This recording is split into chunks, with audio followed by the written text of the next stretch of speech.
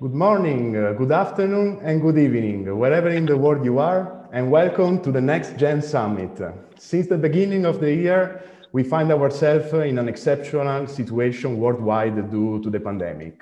But on the other hand, for this year's IAC 2020 Cyberspace Edition, the Space Generation Advisory Council, the International Space Education Board, and the IAF Space Education and Outreach and Workforce Development and Young Professional Program Committees have been determined more than ever to play its unifying role for the space community and especially for the next generation within this summit. So we decided to join the forces together and to bring you a pre-IAC session dedicated to the next generation of space leaders. This is part of the IAC 2020 Cyberspace Edition program and is sponsored by Blue Origin, and the NextGen Summit will assemble a mix of fun and engaging activities, of course, with the cosmic and space content. We will have a conversation with the Blue Origin CEO, Bob Smith, as well as we will have a panel on diversity and inclusion. We will have as well a space trivia quiz, and we will have, for example, as well a Saturday Space Life panel and a discussion on ISEB student programs and much more. So what else? Stay connected during the full event and watch out our dynamic content at the NextGen Summit. So today, before starting with the different sessions that we're going to have today, we are going to have a couple of opening remarks from three representatives of the three different organizations involved, so SGAC, IAF, and ISEB. And it is my pleasure today to give the floor to our first speaker of the summit, that is Pascal Ehrenfreund, President of the International Astronautical Federation, that will give you an opening remark to all of you. Thank you, Pascal. Floor to you. Thank you, Davide, and everybody who is online. Hello, everyone. It's actually a great pleasure to see you. I'm in Paris because, you know, the IAC is starting and we are very, very busy in order to bring the Cyberspace Edition online. So thank you also for joining everybody this video conference. My name is Pascal Ehrenfreund and I'm the president of the International Astronautical Federation. Very brief, since its beginning in the early 1950s. Here in Europe, the IAF has grown and extended to more than 400 member organizations across 70 countries. And the IAF always had global ambitions of and for space and strives truly to involve all the space actors, including the emerging space nation, industries, academia, space entrepreneurs, societies, and of course, or even the general public, and in particular also the young generation. And under its motto, connecting all space people, the Federation brings the IAF events and its community to various regions of the world, providing the main platform for global space actors at least to meet, share, and connect. And obviously, this year, in this unprecedented year, we are on a digital platform, and but we are really trying to reach out, and I'm really, really happy to be here today to say a few words to the young generation. I'm glad that I have the chance to talk with you because the most important and most pressing issues will increasingly feature in your lives and also in the coming generations. And our education mission here at the International Astronautical Federation is to cultivate the next generation of engaged and informed space leaders. You are the decision makers of tomorrow. And that's why many organizations and associations, including the IAF, are really, really interested, you know, to speak with you and to teach you, to mentor you, so that the space sector is actually really something which grows stronger and stronger, like it has done. So my predecessor, Jean-Yves Le Gall, has developed the IAF Global Innovation Agenda. And we put really a focus of all IAF activities on fostering the principles of 3G diversity, as we call it. The 3G, they stand for geography, generation, and gender. And within the Federation and also, of course, the entire space sector. So geographical diversity and the global reach have always been traditional features of the IF since its creation.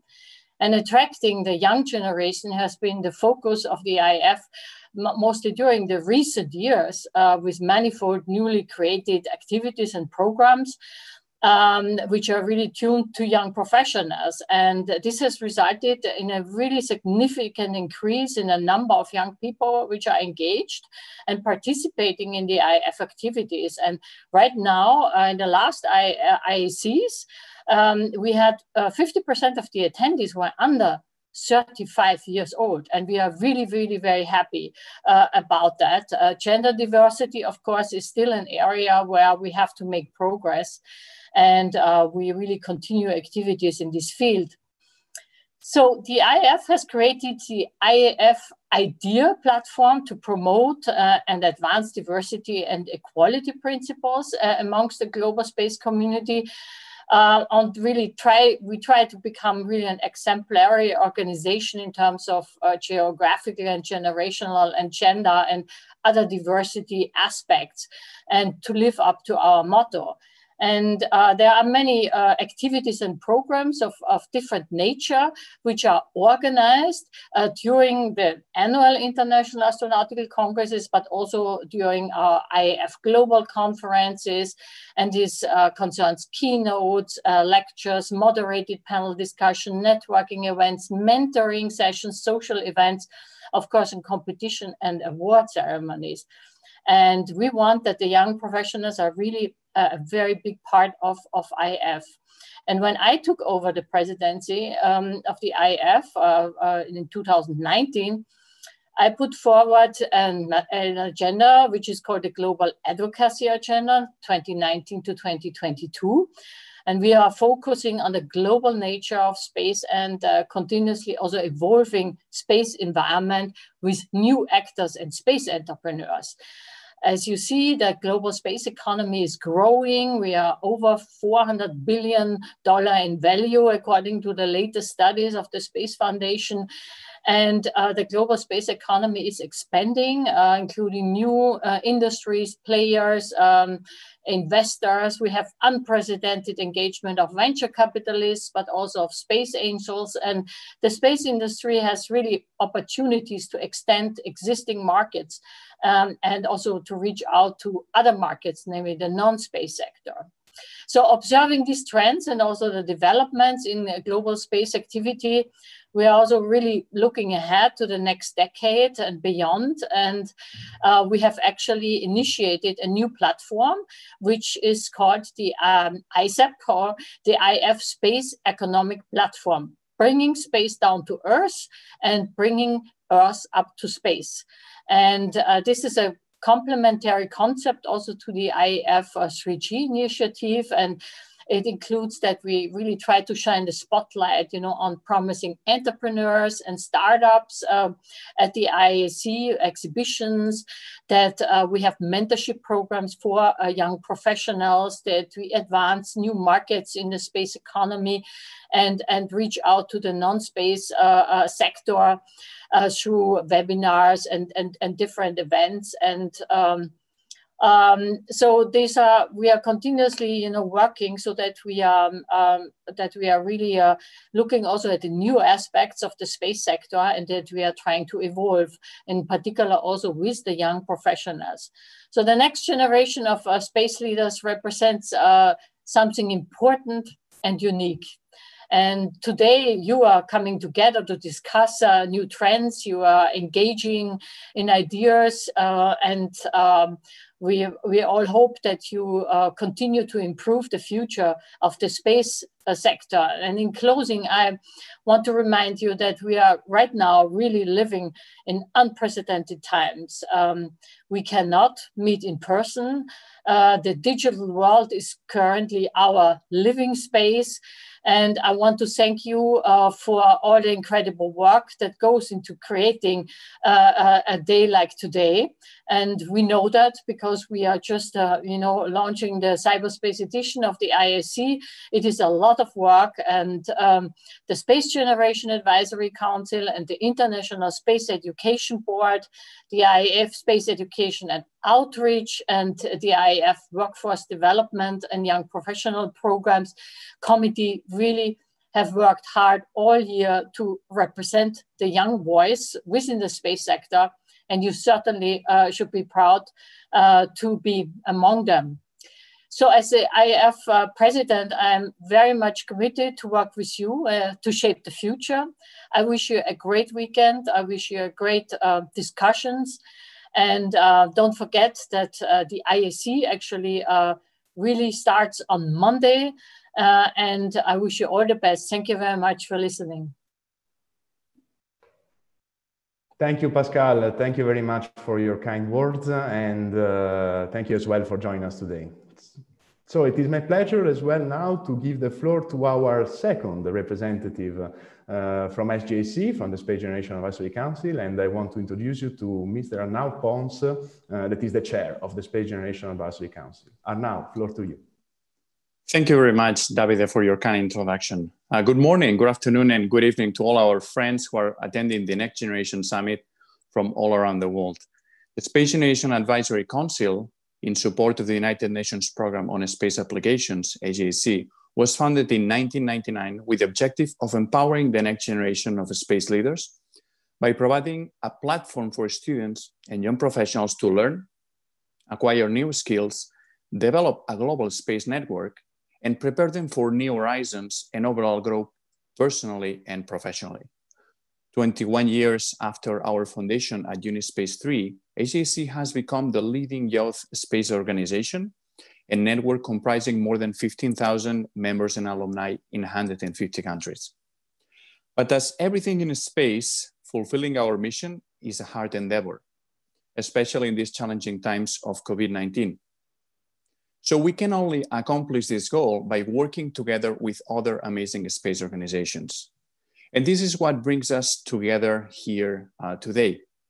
We are thrilled to join forces with the International Astronautical Federation, the International Space Education Board, and Blue Origin to accomplish this very objective of connecting students and young professionals with the international space community. You are really the future of space. So really take this opportunity to make new friends, share ideas, express your voice, learn new skills, and contribute with your best energies and efforts to the advancement of the space sector. The sky is not the limit, so we are here to explore how can we make that happen.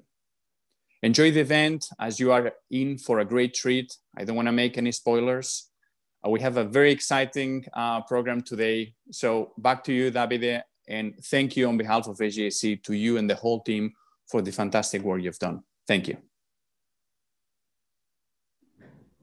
Thank you, Arnaud. Thank you very much for your kind words as well, of course, for representing SGAC today, together with us at the NextGen Summit.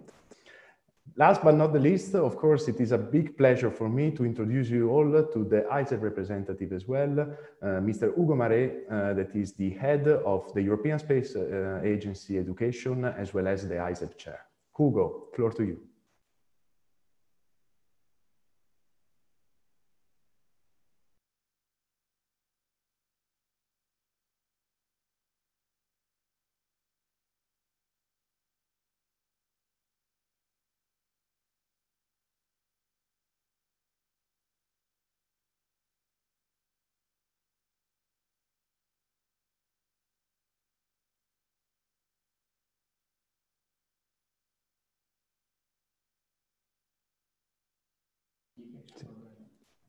Hugo, sorry.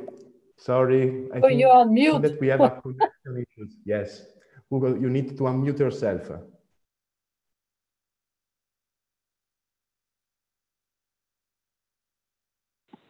Is it working? Do you hear me?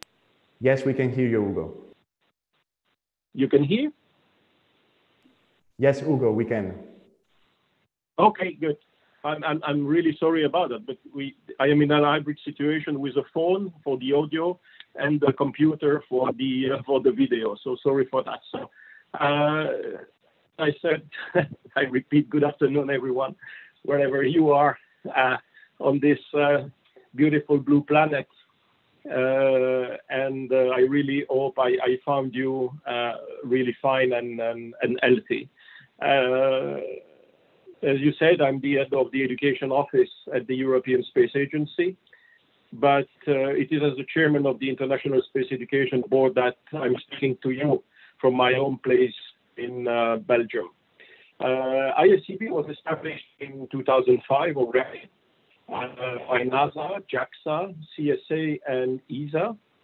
And the founding members were later joined by from France, Carrie, South Korea, SALSA from South Africa, AEM from Mexico, then by VSEC, the Victorian Space Education Center in Australia, and lately by the United Emirates Space Agency.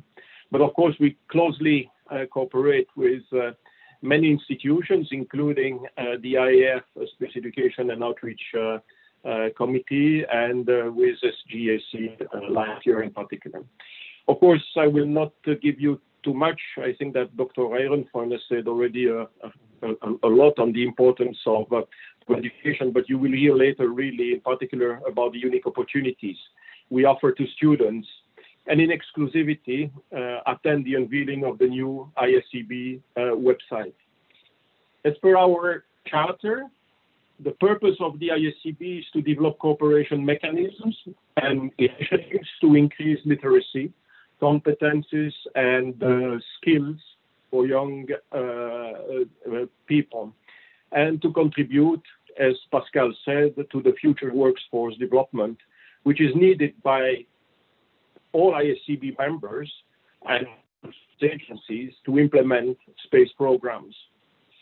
We all particularly acknowledge the need to invest in education to properly respond to socio-economical changes, as well to societal challenges, such as climate change, resources, energy, and of course, today, health. All these challenges that can be addressed by space-based solutions. So it is therefore a must for our space agencies to support the development of the next generation of space leaders. ISEB is particularly delighted to join forces this year with SGAC, SEOC, Workforce Development and Young Professional Program Committee from IAF, to offer you, I hope, really an inspiring session. I'm really looking forward as well to participate to the IAC Cyberspace edition, and sincerely hope we can resume in Dubai next year the ISEB students program physically. I really wish you to enjoy the moment. Take care of your loved ones and of yourself. Stay safe and healthy. I'm sure that better days are coming.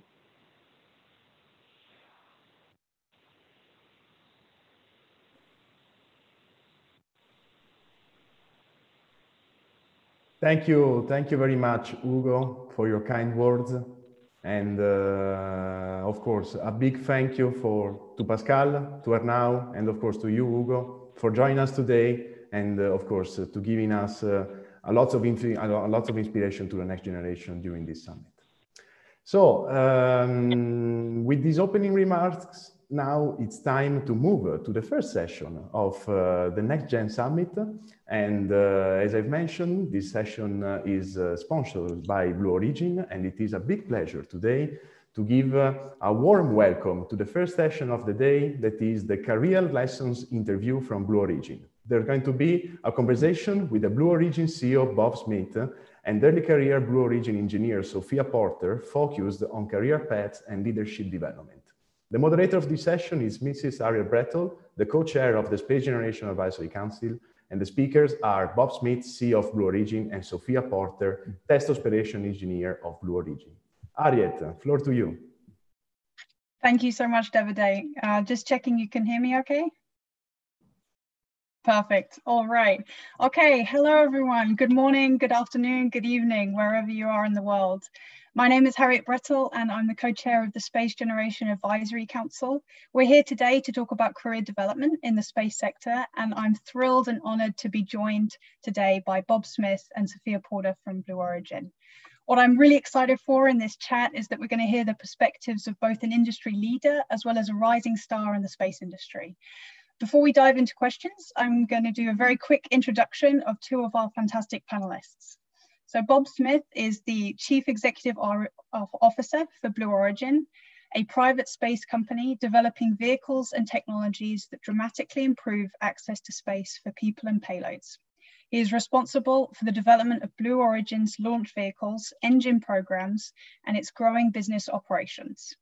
He reports directly to Blue Origin's founder, Jeff Bezos.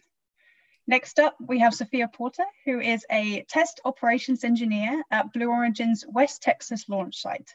She is responsible for testing the BE-4 engine, which will propel Blue Origin's New Glenn and ULA's Vulcan rockets into orbit. So let's dive straight into our first question. Tell us about your career path into aerospace and Blue Origin. Have there been any unexpected twists and turns over the journey? And Bob, can you start us off? Thank you. Yeah, Harriet, good morning. Thank you very much. Great to be with you all today. It has been an interesting path, and I don't know many people that go on a linear path in their career, and I would certainly say mine would fall in that direction. However, I would say that I was not somebody that had the problem that I've heard other people have, which is when you're in high school, what do you want to do?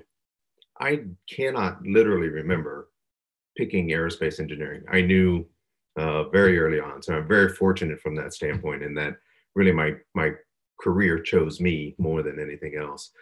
So I went into aerospace engineering from undergraduate, went and got as much education until they kicked me out and said, so I went all the way and got my PhD and enjoyed that because I just really value getting that depth of technical knowledge that I think is so valuable anywhere you go, no matter what your profession. I was then looking for a variety of different experiences, trying to get very broad in terms of my understanding of what the space industry looked like. Had a couple different opportunities at JPL as well as the Aerospace Corporation.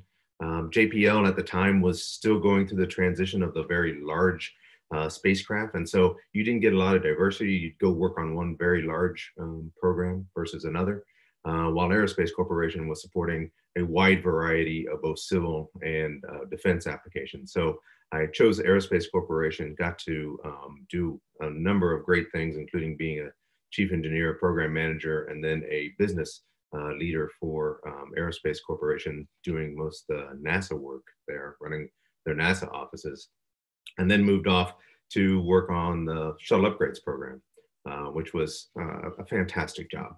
You just can't get much better than trying to improve what is already the most exciting vehicle flying in the world, which was just tremendous. And unfortunately, then Columbia happened, and I went off to do other things and became Chief Technology Officer at Honeywell Aerospace. That was also a purposeful choice in the sense that I wanted to get also, again, a very broad understanding of technologies. I think one of the great things of working at a company that is not a prime, such as a Boeing or a Lockheed or Northrop, is that you stay closer to some of the subsystem technologies and stay very deep technically, even if you're in a senior management role. So I was very happy there until I got a call from a friend of mine that said, hey, Blue Origin's looking for a CEO. Did you get a call from a recruiter? And I said, I don't ever take those calls because I was just happy, but I'll take that one. So I actually went through an interview process that lasted much more than a year. I couldn't be happier with just the opportunity that we have with this truly visionary company that's looking to fundamentally change the arc of space history in terms of lowering the cost of access to space, as well as also then going off and developing in-space resources and, for example, going back to the moon to stay. So it doesn't sound like a very linear path. It wasn't, but it's certainly been a great one. That's fantastic. Thanks so much, Bob. Sophia, how about you? Well, thank you so much for having us, Harriet. Unlike Bob, I had a much harder time picking out exactly what I wanted to do. I went through a phase where I wanted to be a paleontologist, and then one where I thought I was going to be a surgeon. By the time I enrolled in college, I'd settled on astrophysicist. And I got to college and I found that my passion was really in working with people. And I love working with data, and it's very critical to space exploration. But to me, the driving force is people, and in particular, the legacy of international collaboration in space. I had the exploration tour of internships. So I interned at the Space Telescope Science Institute doing Hubble instrumentation research, and then at NASA headquarters in the ISS division, and then at SpaceX working on the Crew Dragon. And eventually I found Blue Origin through the Brooke Owens Fellowship, which is a fellowship for undergraduate women in aerospace. And at Blue, I was just totally captivated by the variety of programs that we have here, and in particular by the vision, which is millions of people living and working in space. This totally spoke to me because of my immense passion for international collaboration and for bringing people together. The legacy of exploration is no matter what's happening on the ground, even during the Cold War, there's been international collaboration in space. And to me, it's one of the most diplomatic unifiers that we have. And so it's such a thrill to be here at Blue Origin, where I can really wake up in the morning knowing that I'm supporting this optimistic legacy, this optimistic vision of bringing people together for the betterment of humanity. So it's such a thrill to work here. Thank you. That's fantastic. Thank you. I love what you say about international collaboration. And on that topic, I was looking through the live stream chat and comments, and we have people dialing in from all around the world here today. So shout out to everyone watching, and thank you so much for joining us. My next question, I'll start with Sophia, if that's all right. What I'd love to hear from you is one thing that you wish you knew when you started your career that you know now. That is such a great question. I think if I could go back and give myself one piece of advice, it would be, don't get in your own way. And what I mean by this, I have a favorite story, a favorite blunder in physics. There was this physicist named William Thomson, and in 1900, he said, there is nothing new left to be discovered in physics. And that was almost exactly 15 years before Albert Einstein discovered general relativity. He totally just shot himself in the foot. I mean, it's really astonishing, how short-sighted that was. And I think there have been many times in my own career when I've done that, when I've said, well, that's not possible or that's not achievable. But the truth is, a lot of the time that's not for me to decide. And when I get in my own way, it really does close doors. So my advice to myself and my advice to anyone listening is shoot for the moon. I mean, really open your mind to any possibility that interests you, anything that you want to do. If you're not happy with where you are or what you're doing, then change something, because it really is possible for you to achieve whatever you set out to do. Yeah, I'm taking notes on that one. That's a great piece of advice. Bob, how about you? I will have to cheat. I apologize, Harriet, but I never, it can't be just one thing, because there's so many things I wish I would have known. So I'm gonna cheat. Quite honestly, I think that one of the things that isn't as clear to a lot of young professionals is that your calling card is whether you get things done or not. If you can take hard assignments and go after hard assignments and then get them done, it becomes your calling card. It becomes something that you are known for. And that's so important, because if you can do that, your boss, your manager, your colleagues know that they can just fire and forget and it'll get done. So get results, make sure that that's known, that that's your calling card. The second thing is that we're all knowledge workers, right? That's what our job is. We're all people that, I like talking to technical communities because we're transfer functions, right? I mean, you have inputs coming in, you have outputs coming out, and how much you actually create value in between your ears is what you actually provide some great value. So being a continuous learner is incredibly valuable. You have to learn your entire career. And that means not just technically, but managerially. You have to learn systems engineering, you have to learn finance, a whole set of things. And if you're interested and curious your entire career, I think that's incredibly valuable. The other thing I would say is that you should seek out that advice. I think too many people come in early in their career and don't leverage and don't go after every person. I mean, I would actually go trap people and say, tell me what you know. Let me learn from you, because there is so much that you can gain from seasoned professionals. And, many of the things that we do in the aerospace industry is actually relearning things that were learned actually 20, 30, 50 years ago. that can be incredibly valuable. So seeking out those mentorships, even that informal discussion, can be incredibly valuable. Definitely count yourself forgiven. That was a fantastic stream of piece of advice. Thanks so much, Bob. So Sophia, I think you've got a question for us. Is that right? That's right. Well, I really wanted to know from Bob what your advice would be to students who might be listening right now who are interested in pursuing careers in aerospace. What would you advise them? Well, first of all, Sophia is a great add to Blue Origin. So I just wanted to thank her for being on here. Not only she is a talented person on our test team down on BE4, but she's also a great photographer. One of the things we really like at Blue is people that, you know, not only have great work lives, but are well-rounded individuals. And she's certainly the epitome of that. So thanks for being here today. I guess a couple things I would say for university students broadly. I think that two things. One would be that space is hard. It still is very, very hard. It's challenging. If you want an easy career, you know, go sell real estate, go do something much, much easier than this. It will challenge you intellectually, it will challenge you emotionally, it will challenge you mentally, just across the board. It's hard. There are much easier and much more profitable careers out there. So unless you love this, it's probably not the right place for you. And just recognize that. So, you know, please, you know, have the passion, have the interest, have the motivation, because it'll carry you through the good days, which are great, and the bad days that aren't so great. The other thing that I would say is that space is a team sport. You cannot do this by one person. You can't sit in by your desk and do whatever you want to go do. You have to engage with a wide ranging people. And so you have to be able to work well together with people, have to work together in teams and get teams to all head in the same direction. Because in our industry, we succeed or we fail together. And in the space industry, as you know, our failures are quite visible, which is one of the things. We get a scorecard every time we launch, which is a hard thing, but an exciting thing as well. No, that's fantastic advice. Thank you. So what I took from that is space is hard. So be prepared to work hard and make sure that you're good at working in a team, because it's going to take a lot of us to get success. Absolutely.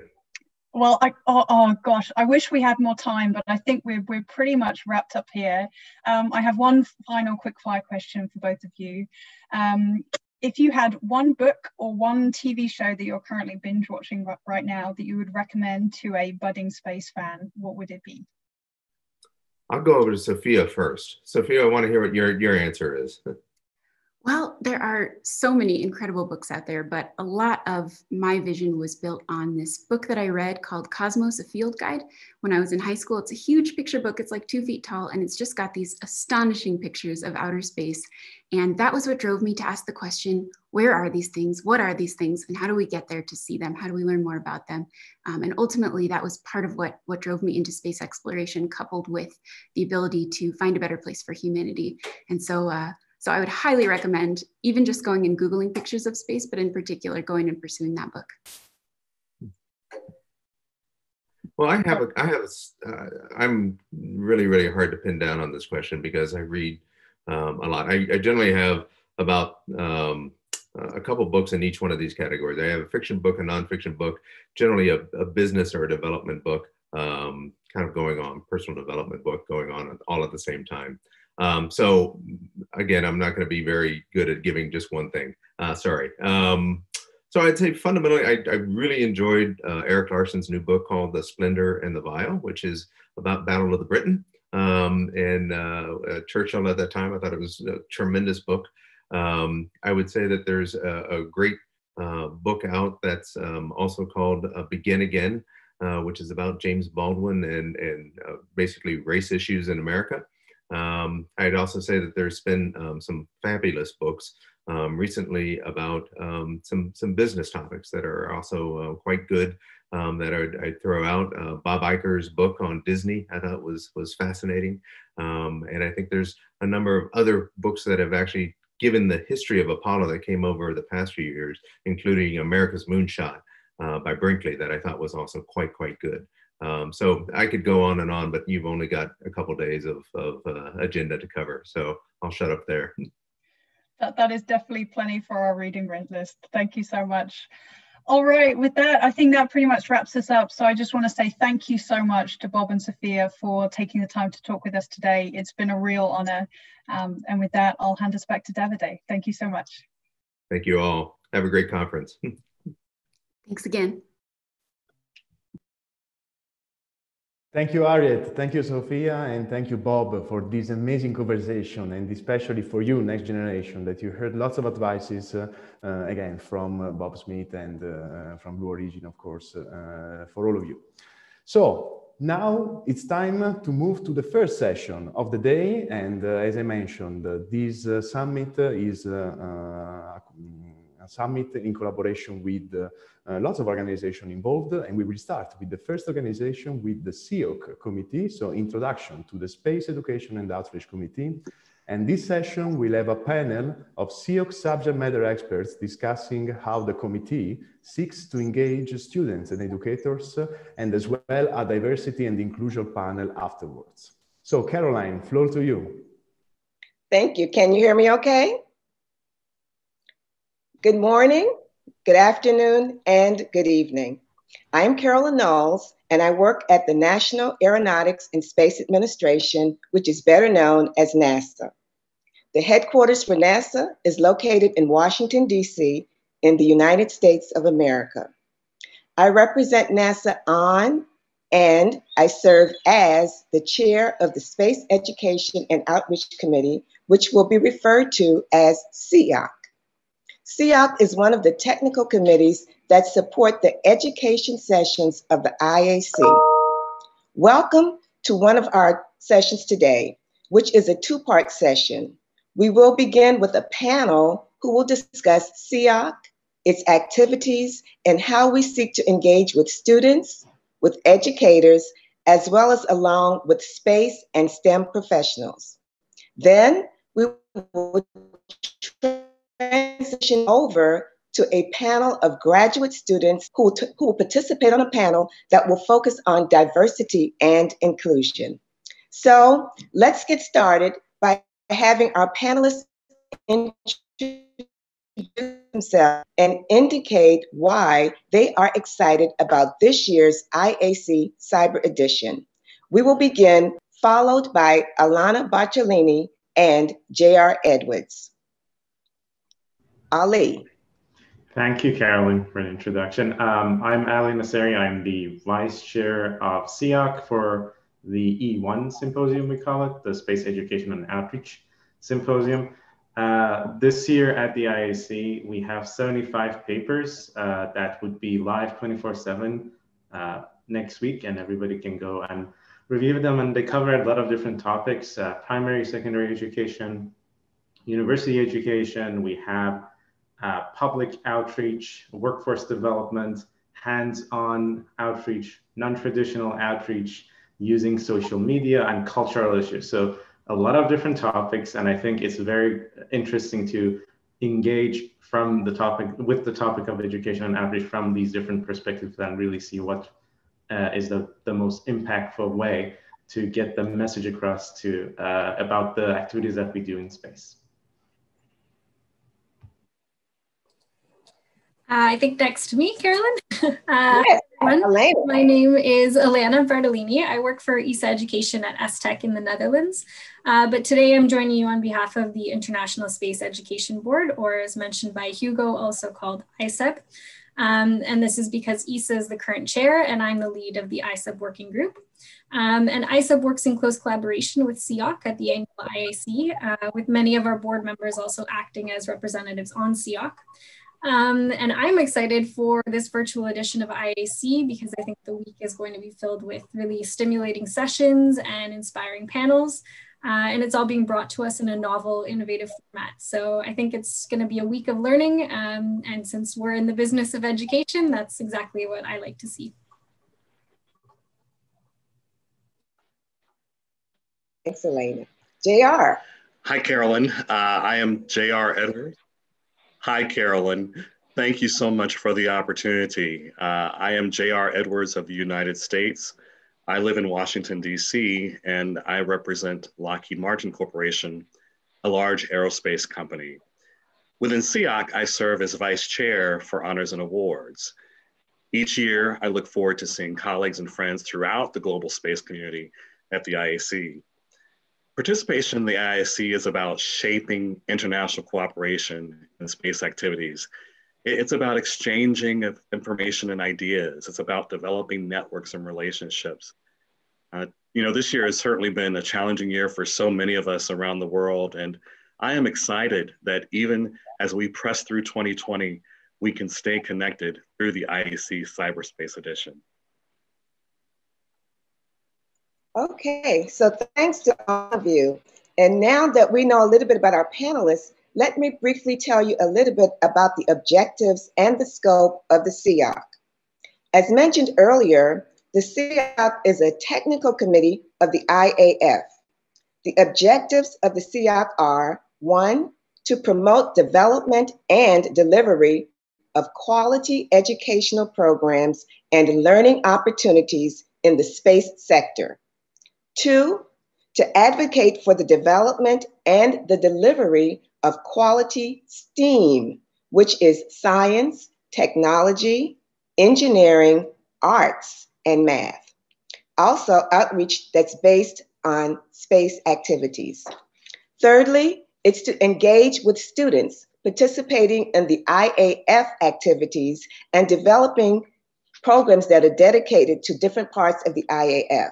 And fourth, to acknowledge and recognize innovative educators and students who are involved. The committee seeks to achieve these goals through a series of symposia organized as part of the IAC. There is a series of student and educator professional development activities during the IAC, as well as a series of awards to students, educators, and space and STEM professionals. It also collaborates closely with other international astronautical federation committees and external organizations that are focused on students and young professionals. So now that you've known a little bit about our panelists, a little bit about the SEOC, I'd like to now start our panels by having them to answer some questions that pertain to IAC, SEOC, and all things associated. So our first question will go to all three of our panelists. I would like to start with J.R. Edwards, followed by Alana, and then followed by Ali. The first question: please provide a brief overview of your specific activity and how is it being facilitated during the 2020 IAC Cyberspace Edition. J.R. Thank you, Carolyn. As Vice Chair for Honors and Awards, I have the great pleasure of working with colleagues within the Federation and distinguished panels of judges to honor extraordinary talent and contributions to the space community. There are several awards that fall within my portfolio, and you can read more about them on the IAF website. But I would like to highlight a couple of the awards. The Frank J. Molina Astronautics Medal is demonstrated excellence in using his or her available resources to promote the study of astronautics and related space sciences. The Luigi G. Napolitano Award is presented annually to a young scientist below 30 years of age who has contributed significantly to the advancement of the aerospace science and has given a paper at the International Astronautical Congress on the contribution. We also have the IAF Young Space Leaders Recognition Program. This program is awarded to exceptional students and young professionals who contribute to astronautics in their academic or early careers. Now, please check out these awards and other awards on the IAF website. Even as we are participating in the virtual Congress this year, we're still nations for our 2021 cycle. Thank you, J.R. Elena. Thanks, Carolyn.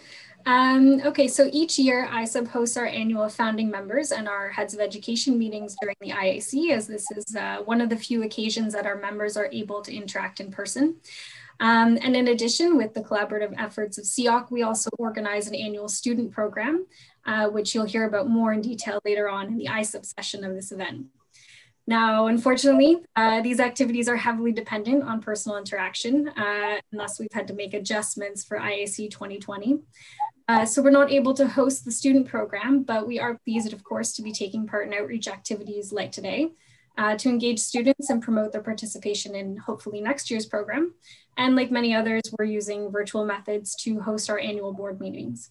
One unique activity that we're undertaking this year is a special session among the ISEB, where we're going to discuss the effect of the pandemic on education globally, hear from keynote speakers, and also examine how space education may develop in the future as a result of our learnings during this time.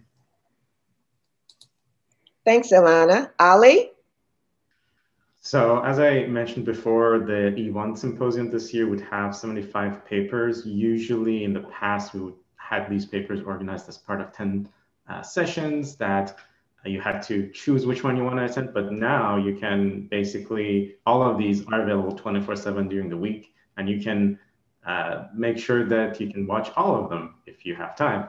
So it's a different way, obviously. There's less opportunity to interact with the speakers, but you would be able to get exposed to all the different ideas that our community is sharing about education and outreach. And I should say that the 75 really number is almost less than 1/3 of the submissions we had. So we really took our time to choose the top activities that are happening in the space sector and make sure that we give a broad overview of activities going on from the different perspective, but also all around the world. Thank you, Ali. And we'll move to another question. This question says, why is youth participation important in global organizations such as the IAF? And I'll start with JR.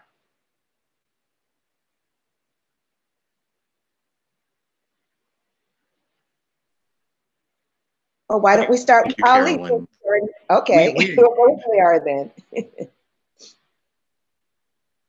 Oh, great. Thank you, Carolyn. We educators by recognizing extraordinary talent and contributions. And we welcome nominations from both students and educators and others. Beyond this award structure, my Martin straight to the IAF, both financial support and volunteer across the board. We've been a stronger of IAF affiliate organizations such as Space Generation House. We support things just prior to the IAC each year, among many other activities. And we partner with university and research around the world. For us, partnership it's not about issuing checks, it's about investment of time and resources, and research interest, and active engagement as a committed partner within the community. Okay, thank you, JR. What I think I'll do now is go to our final question, and it will be for each of you. So if you can give a short answer to how did you get involved in IAF and or JR, since you're there, why don't you respond? Certainly. I became involved with the IAF over 10 years ago when I was looking across the landscape of global organizations of key leaders, organizations, and individuals who were deeply interested in space issues. And through my company's membership with the Federation, I joined committees, became active in helping to shape the future of space. So my encouragement to each of you is to engage, get involved. Thank you. Alana.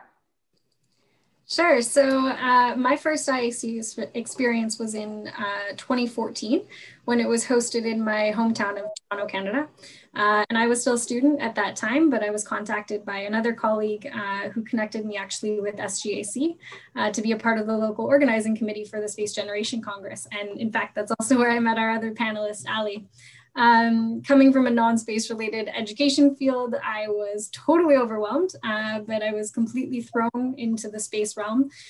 And I made life-changing connections, of course, at the IAC, which actually led me to apply to work at ESA. And then in my position at ESA, my experience with IAC in the past became a huge asset, because then I was lucky enough to be tasked to sit on the ISEB working group. And now I think I've had the pleasure of being a part of about 6 IACs, and I hope that that number continues to increase. Thanks, Elena. And finally, Ali. I attended my first IAC in 2011, and I remember it was in Cape Town, and I went there, I presented the poster, and I got very overwhelmed by all the different things that are happening at IAC. The next year, I had started working with SGAC, and I won a scholarship through SGAC, so I attended the SGAC event first, and that kind of helped connect with a lot of people that kind of build a community, and that helped when I went to IAC to kind of engage a little bit more with the different parts of the program that I didn't think of, for example, the Young Professional Program. And the IAC also has a program called the Emerging Space Leaders Grant. I applied for that in 2013, and that's something I would encourage everybody that is a student and young professional to do. Through that, we had a mentoring component which introduced us to people within the SEOC committee and the Workforce Development and Young Professional Program Committee. And that was when, after knowing those individuals, I kind of talked to them a little bit about joining the committees. And I think I joined in 2014 SEOC and YPP, and I've been working with the committees in different capacities, including the E1 session. And we've only given you a glimpse into the activities of SEOC, but we hope you'll go to the IAF website where you can find all of the technical committees. You can find out more information about SEOC. So I'd like to thank our panelists for their participation, and I'd also like to thank the virtual audience. What we will do now is transition to our diversity and inclusion panel, which will be facilitated by Catherine Robinson Hassani. Kat, as a scientist whose research focuses on the role of political communication in space policy. She is a member of the SEOC and the Workforce Development Young Professionals Committee, and the coordinator of the Next Generation Steering Committee. She is a former ISEB sponsored student. She attended the IACs in Australia and in Germany. She is currently teaching political science at the University of Alabama and Wake Technical Community College. And she's also a science communications consultant for STEM professionals and students. Without further ado, I now turn it over to Kat, who will be our facilitator for the diversity and inclusion session. Thank you, Carolyn. I really appreciate that introduction. And I want to take this time to thank both Carolyn and the SEOC committee for all of their work in promoting these goals within the IAF and at IAC. The IAF recognizes the importance of diversity and inclusion through its 3G diversity initiatives of geography, generation, and gender. During this chat, we're going to speak about what that means to us as the next generation of students and young and early career professionals. All of our panelists are former ISEB-sponsored students to the International Astronautical Congress. We look forward to a productive discussion about the importance of diversity and inclusion in our industry. And with that, I would like to introduce you to our panelists for today. First, I'd like to introduce you to Joseph Allen Jr., who is in the PhD Biomedical Engineering program at the University of North Dakota. His research areas include non-invasive medical devices and immunotherapy. He is also the founder and CEO of Concord Medical Technology Corporation. Joseph, would you like to say a few words about yourself? Absolutely. Thank you so much, Kate, for having us this morning. I'm grateful to be with everyone. My background is in non-invasive medical device development. I was fortunate enough to be sponsored by NASA for the 2019 International Astronautical Congress for presentation of our medical device. My research primarily involves machine learning in the field of bioinformatics and medical technology. One of our primary goals for our product is to enable long-term space flight missions and long-term durations. So yeah, thank you for having me this morning, and I look forward to getting everyone's input and opinions on the topic.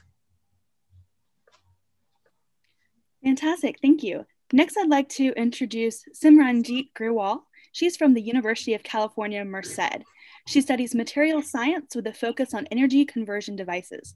She has spent 6 years at NASA. Would you like to introduce yourself?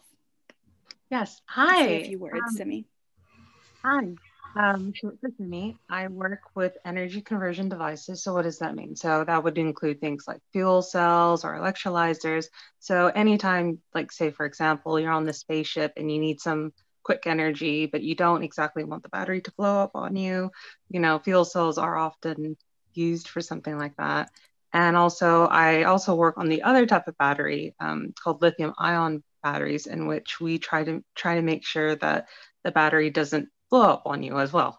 So I work on both sides of the energy sector. Fantastic, thank you so much. And I would like to introduce Caitlin Crawford, who is a PhD candidate at the Colorado School of Mines and a NASA fellow at NASA's Jet Propulsion Laboratory. Hi, thank you so much, Kat, and good morning, and thank you everybody for joining. So my name is Caitlin Crawford. I'm a first generation college student, and as Kat mentioned, I'm a PhD candidate at Colorado School of Mines and JPL. My research focuses on radioisotope thermoelectric generators and making them more efficient for power generation for the surface of Mars and beyond. I was a ISEB sponsored student at the IAC in 2017 in Australia. So thank you guys for joining us today. Great, thank you. We have one more panelist who's having a little bit of technical difficulty, so we will introduce her as soon as she's able to join, but it's Dr. Rosalind Goss.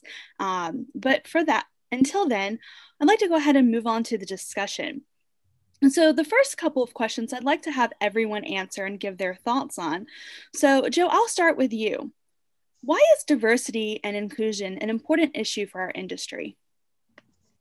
Diversity and inclusion is very important in the sense that it allows the collaboration and perspectives of different backgrounds and experiences to come together and overcome a problem. Specifically, if you have scientists and researchers from different, multidisciplinary experiences, that can bring a lot of value to the project. Again, just that diversity and inclusion is very important because it's gonna offer a lot of different perspectives to overcome challenges. Fantastic. And I also see that Rosalind here.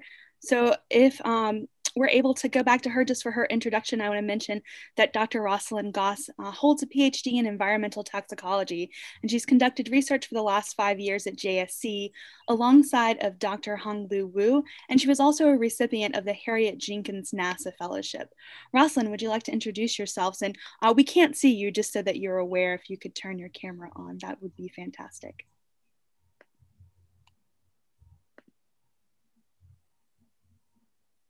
Yes, can you see me now? Not yet, but you can go ahead and start talking while we wait for your camera to catch up, and we can just listen to you. Okay, again, hi, my name is Dr. Rosalind Goss. I'm here out of Houston, Texas, where I've had the pleasure of working alongside Dr. Honglu Wu here at Johnson Space Center. I look forward to answering anyone's question, and hopefully my camera will catch up soon. Great, thank you so much. So back to our question about why this is an important issue for our industry. Caitlin, would you like to answer that? Yeah, of course. So I really want to echo what Joseph has already said, that bringing together a diverse group of people and experiences and cultures is necessary and critical for any part of a team.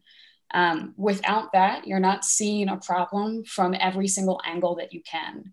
And once you have a diverse team and a diverse network, then you can start chipping away at a problem and really tackling it head on. So it's vital. Thank you, Caitlin. Simranjeet, would you like to answer that question? I think they've done already a fantastic job, Joe and Caitlin. But to add to that, when you when you add people from diverse backgrounds, not only are you lifting up the space community, you're also lifting up their communities as well. Because when you lift up somebody who's already a role model and then make them shine, other kids look at them and say, that person looks like me. That person is me. And that's a fundamental change in the way our society will start viewing each other. And we will begin to help one another and start ending perhaps poverty. Perhaps that's very naive of me, you know, but if there's a way to do it, why not? No, I love that idealistic. Of course, space can contribute to a lot of issues, including that one. And finally, Rosalind, do you have some thoughts on the importance of diversity and inclusion in our industry? Yes, what I love about NASA's diversity and inclusion is that it includes everyone, no matter what ethnicity or race you're at. Everyone is just collaborating with each other and just welcoming, and it's just one big family. So, and that's very important, especially in today's society, is bringing forth more of diversification and inclusion. Absolutely. That's one of the great things about all of us having been able to participate in the IAC as ISEB students, and getting to share our experience as attendees at IAC, benefiting from the IAF's 3G initiatives. So let's move to our next question. In what ways have you benefited from diversity and inclusion in the space industry? Caitlin, let's start with you this time. Sure, of course. So I'm going to answer this sort of twofold. It's a great question. So I think about this both in terms of collaboration and mentorship. So in terms of diversity and inclusion, you know, I've had some amazing mentors that have really believed in me, and I would not be here or where I am today without them. And to make an environment inclusive, you have this retention and excitement of all these different viewpoints that, you know, you get to hold on to in the space industry. But then what that also means is that when you do have this diverse network, all the collaborations that you get to have, and me as a technical scientist means that they're, you know, really exciting technical collaborations, that there are problems that you would never even think of. And that means that when we sort of collaborate on all these scientific endeavors, it's making our science better. It's making space better. So it's a huge benefit. Yeah, that's fantastic. And we actually have a couple questions on that a little bit later. So I'm excited to dive in that in the next session, in the next section of our questions. But to go back to this question of personal benefit, ways that you've benefited, Rosalind, what ways have you benefited from diversity and inclusion in the industry? I've benefited, oh Lord, in so many ways. I've gotten to meet people from all over the world just by attending conferences, going into different labs, working alongside different other professionals in my field. Also outside of my field, I've worked just with so many people from, like I said, in different countries. So with that being said, I was able to collaborate and interact with others and learn other skills and techniques to build on top of what I was exposed to in the beginning. Fantastic. Simi, what are your thoughts on this issue or on this benefits you've received? I have gained a new perspective because of allowing of diversity. Therefore, I get to meet other people from different backgrounds. And that has completely changed my viewpoint on not only just on life, but also space related as well.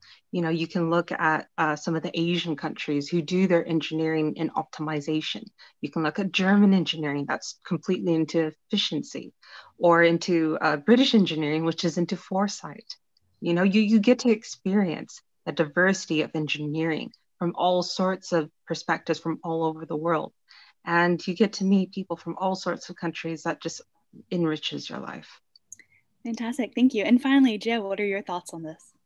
Yeah, this is an interesting topic. Everyone, you know, encapsulated, I guess, my main points.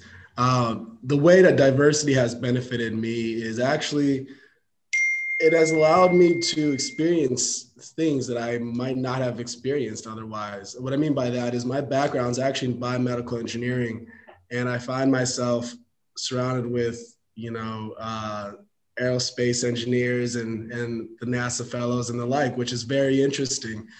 This diversity component really allowed me to focus on the medical technology to enable long-term space flight, but I wouldn't necessarily be in the space exploration field hadn't been for the diversity and inclusion aspect of the space program.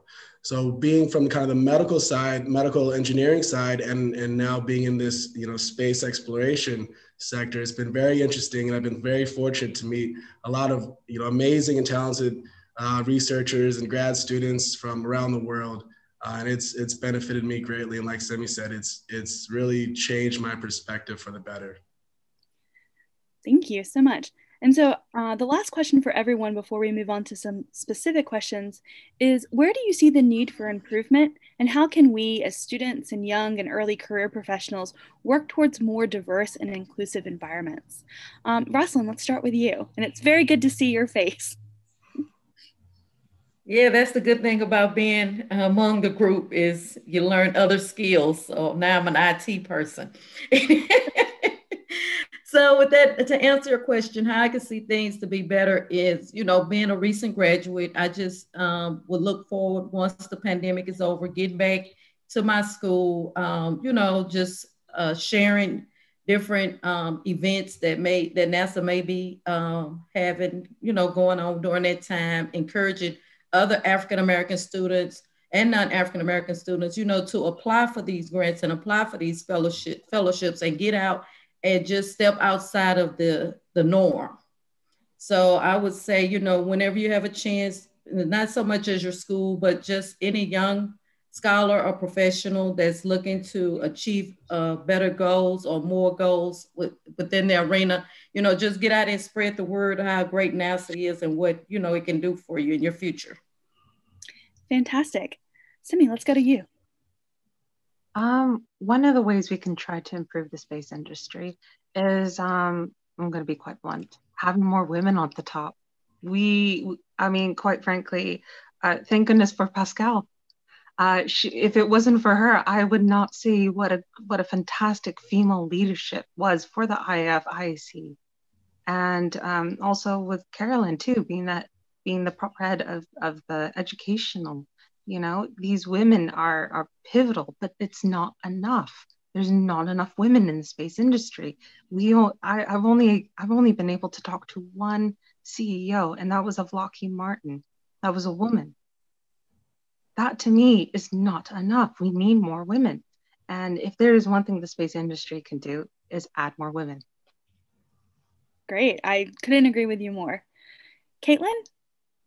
To echo both Rosalind and Simi, I think that the space industry right now, there's some work that can definitely be done to make it more diverse and inclusive.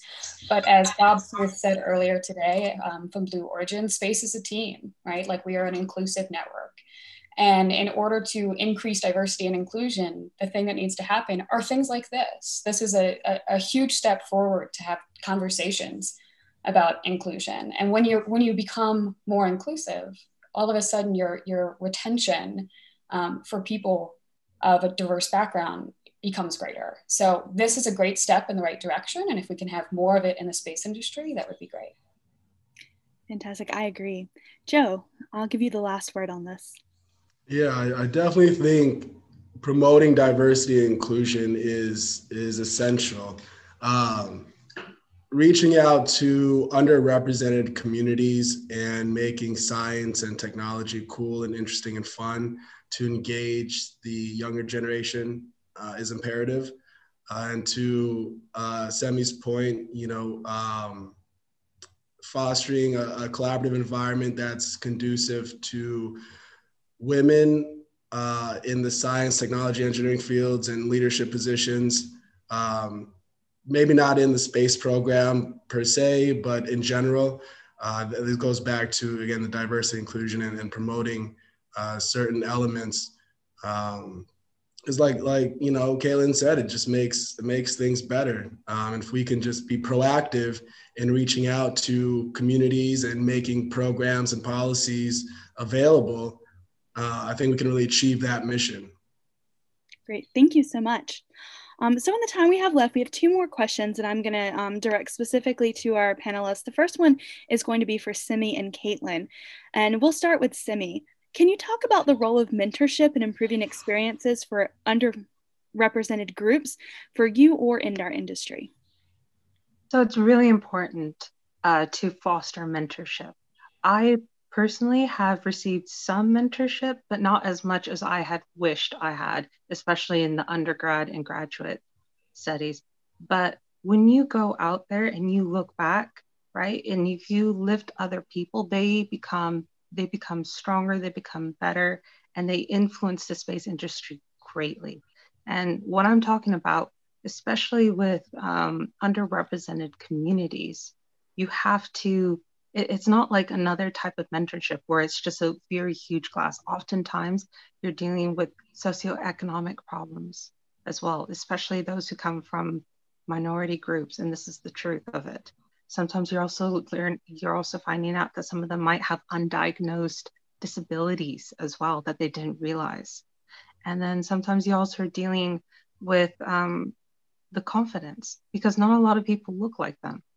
And so all of these factors are really important in creating a very strong type of mentorship and trying to help them. I know a lot of people say, oh, you're hand holding, you're just basically babysitting them. And the truth is, yes, because for the majority of their life, they've been shunned in life. Oftentimes, especially here in different parts of the schools, we often see that people of color are often, you know, dissuaded to go into education or any type of further education.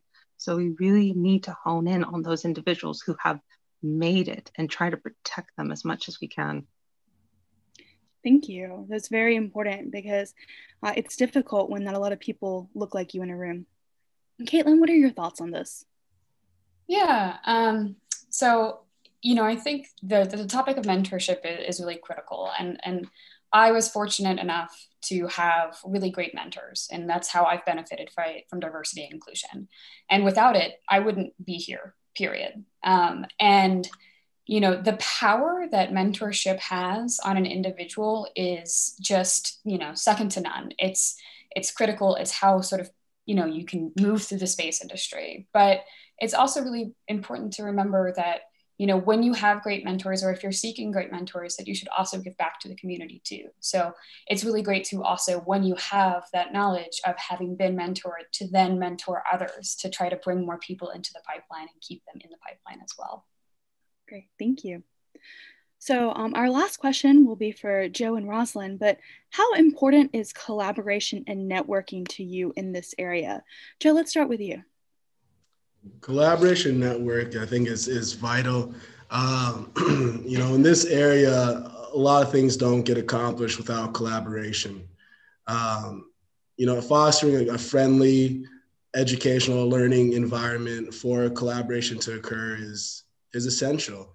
So in this program, you know, promoting multidisciplinary collaboration with individuals from different backgrounds, in addition to, you know, generational diversity, gender, and geographic location, is critical.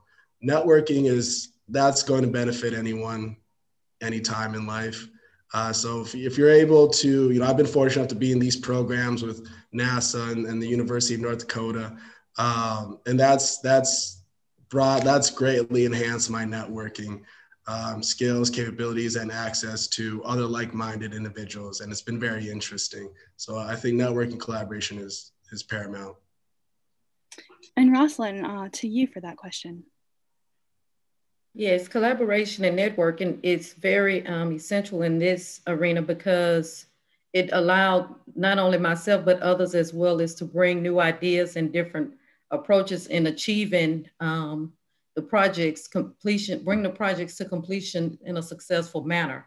I met, like I said, again, collaborating with people from all over the world is how I was able to meet and still interact with, you all. You just make lifelong friendship, even if you're not working directly for the industry, but you still have gateway open to bring in new scholars and young scholars, into the community as well. So collaborating and network is, it's awesome. Yeah. And it's benefited me because, not only have I met you all, but like I said, I still have friends in Germany, Europe, just wherever I've went, I just still make lifelong friends. Fantastic. So we've come to the end of our session. So just to leave one closing thought with everyone, if you could just quickly say, if there was just one thing you could say to the leaders of our industry about this topic, what would it be? Simi, we'll start with you. I would say, please include more people who may not look like you. Please include them in the top of the industry as well, whether it be the CEO or the middle guy. Actually, woman. I should say woman. And also change the language like myself. Stop using middle guy. Say middle woman. Fantastic. Rosalind? I would say bring in more underrepresented individuals, more young scholars to give them a chance to, get in the habit of speaking in large platforms like myself. So I would like to see more younger scholars presenting. Joe? Yeah, so sort of what Rosalind said is see younger scholars engage in these type of programs, really be proactive. The message I would say to leaders is really be proactive in engaging the youth, underrepresented communities, and make science interesting and fun. I think that's a good way to attract talent. And as we all know, with diversity and inclusion, that oftentimes leads to higher retention rates. So we all know that makes an organization run more efficient as well.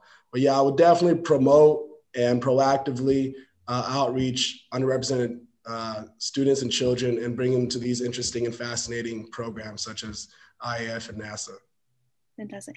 And Caitlin, just very quickly, because we are over time, what's your quick piece of advice for our leaders? Yeah, of course. I'll just second what everybody said, and I'll say that to be proactive and in terms of mentorship, how much it is critical to the younger generation, please reach out. And if somebody reaches out to you, I challenge you guys to take on mentees that are in the younger generation. Fantastic. Well, thank you so much for joining us for this important conversation, and to all our panelists for sharing their experiences within our industry and their perspectives on how we can continue to foster diversity and inclusion. And with that, thank you, and back to Davide. Thank you. Thanks, guys. Thank you, Catherine. Thank you, Caroline. And thank you to all the experts and young professionals that joined us today during the SEOC section. It has been an amazing opportunity, and you've seen, the next generation, how many opportunities you can get. And this is just the first of the different avenues that you can get, because now we move to the SGAC section. So we talk today now about Space Generation Advisory Council. So my name is Davide. I am the Executive Director of the Space Generation Advisory Council. And today we are going to talk to you about our organization, but not only. Keep your mobile ready, keep your laptop ready. There's going to be a quiz, which I will ask to all of you to join. And it will be an amazing opportunity also for all of you. So, my question would be, what is SGAC then? What is the Space Generation Advisory Council? And of course, what do we do? Who are the amazing leaders as well that are behind our organization, that makes our organization run? And so, because of this, I will start sharing my screen and talk about SGAC.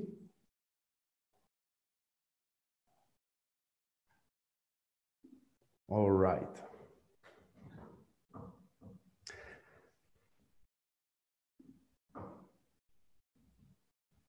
Perfect. So, as I mentioned before, now it's time to talk about SGAC. Again, thank you very much for joining us today. And we are talking about today SGAC in support of the United Nations program of the space application. And of course, the first question is what SGAC is. So SGAC is a global, non-governmental, no-profit organization and network which aims to represent the students and young professionals aged between 18 and 35 years old to the United Nations Space Agency, industry and academia. SGAC has been conceived at the third United Nations Conference on the Exploration and Peaceful Uses of Outer Space, that it was the Unispace 3 in Vienna in 1999.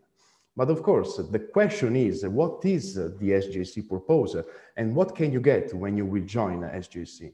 Because the main purpose of SGAC is to create a global volunteer base of university students and young professionals in the space sector who have a passion for space and really wants to make a difference in the space sector and a commitment to action. And not only because with SGAC, you can connect to our network that I will show you after, our huge network within SGAC, but you can also connect to the top space professionals and experts from different organizations, industry, space agency, and academia.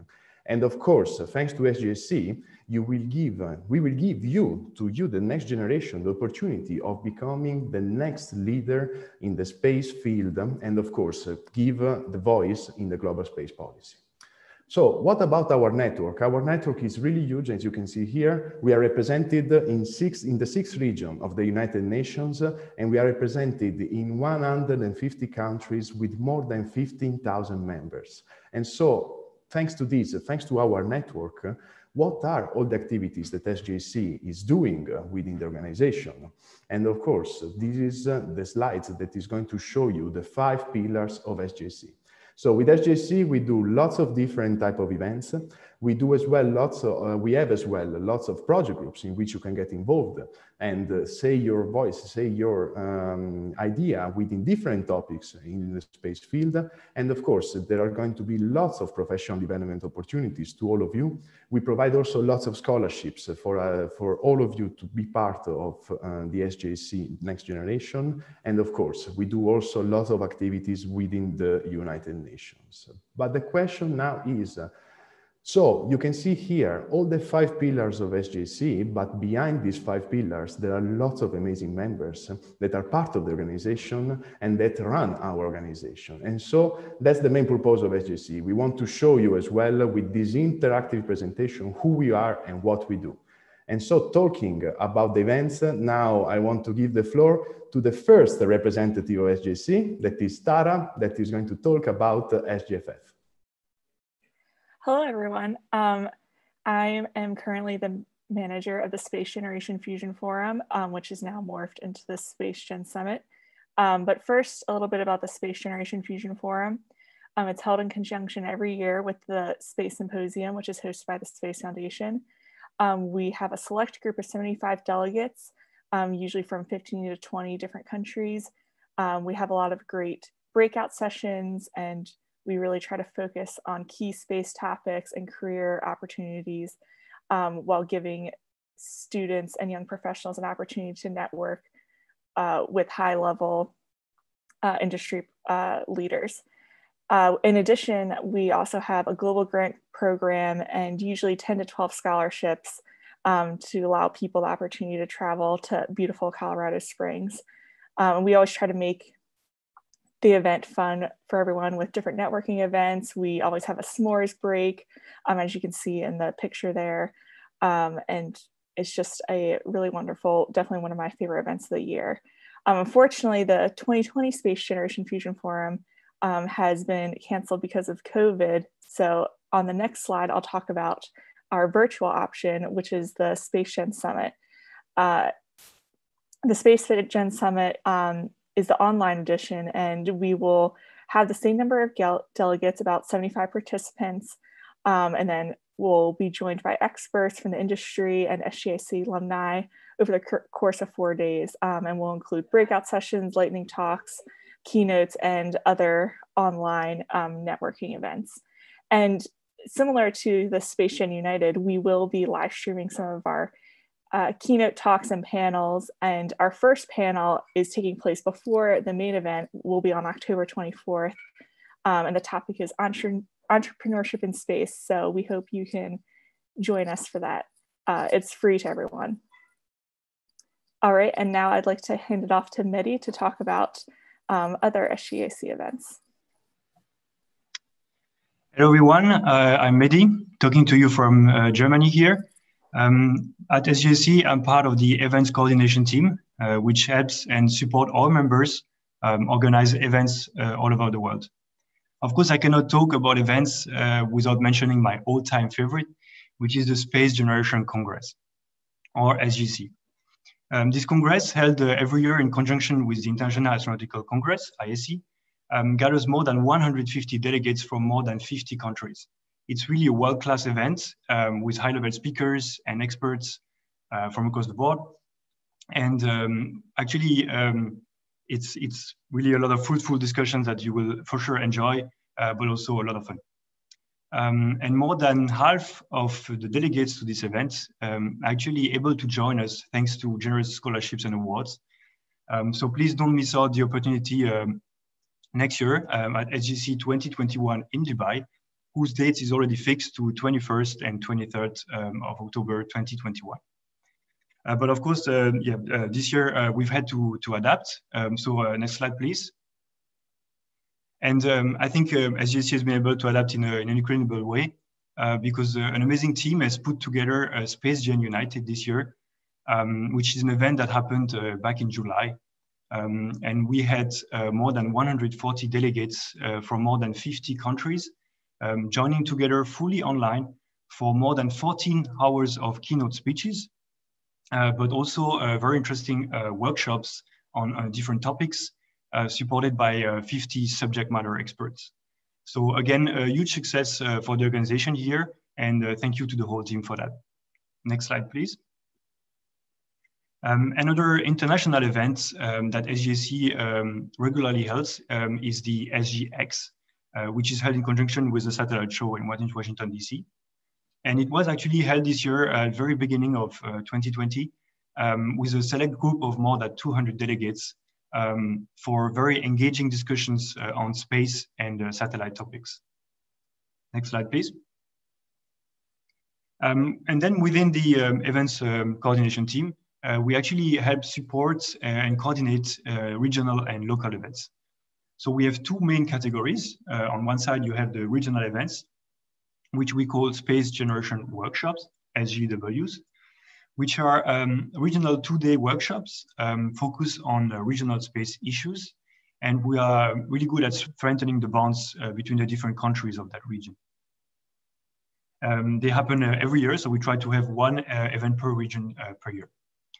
And then we have the more national events, which are usually a bit smaller, focused on national and local space issues. So basically what's important for you and your country. If you have an idea, if you want to organize an event with us, please click on the link that is here on the slides, let us know, and we will do our best to make it a reality with you.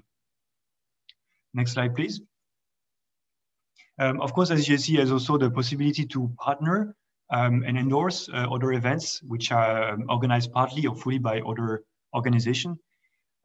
So if you are involved in an event with another organization and you think that both our organization could benefit from partnering together, again, let us know at this link here, and we'll provide you with information and if we can, some support. Next slide, please. So last but not least, SGAC, as all other organizations in the world, has had to adapt to this very difficult year. And I think thanks to a member, we've been able to do it in a very fantastic way because we've organized more than 50 webinars from all over the world with from 100 to 1,500 viewers. And we are still currently organizing webinars. So if you want to check the calendar, you can see the link that is here on the slide and check what's coming next. But you can also enjoy some of the replays of previous webinars on the YouTube channel from SGAC. And finally, if you want to organize a webinar, don't hesitate to reach out to us at webinars@spacegeneration.org, and we will provide you with more information and support to make it happen. So that's it from my side.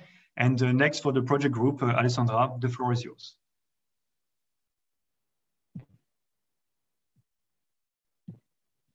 Thank you very much, Mehdi. My name is Alessandra Vernida. I don't know if you can see. Yes, now you can. And my name is Alessandra Vernida. I'm one of the project group coordinators in SGAC. Next slide, please. So the project groups are an important fora for the and platform for the members of SGAC. You can join one of the project groups. Currently, we have 10 of them. And all of the project groups try to cover the macro areas that characterize today the space sector. And I think that the project groups can easily support the professional development of the members who are part of them. Through different activities, by leading projects, by participating, organizing competitions, or even like applying to the different internal positions that sometimes are open within the project groups.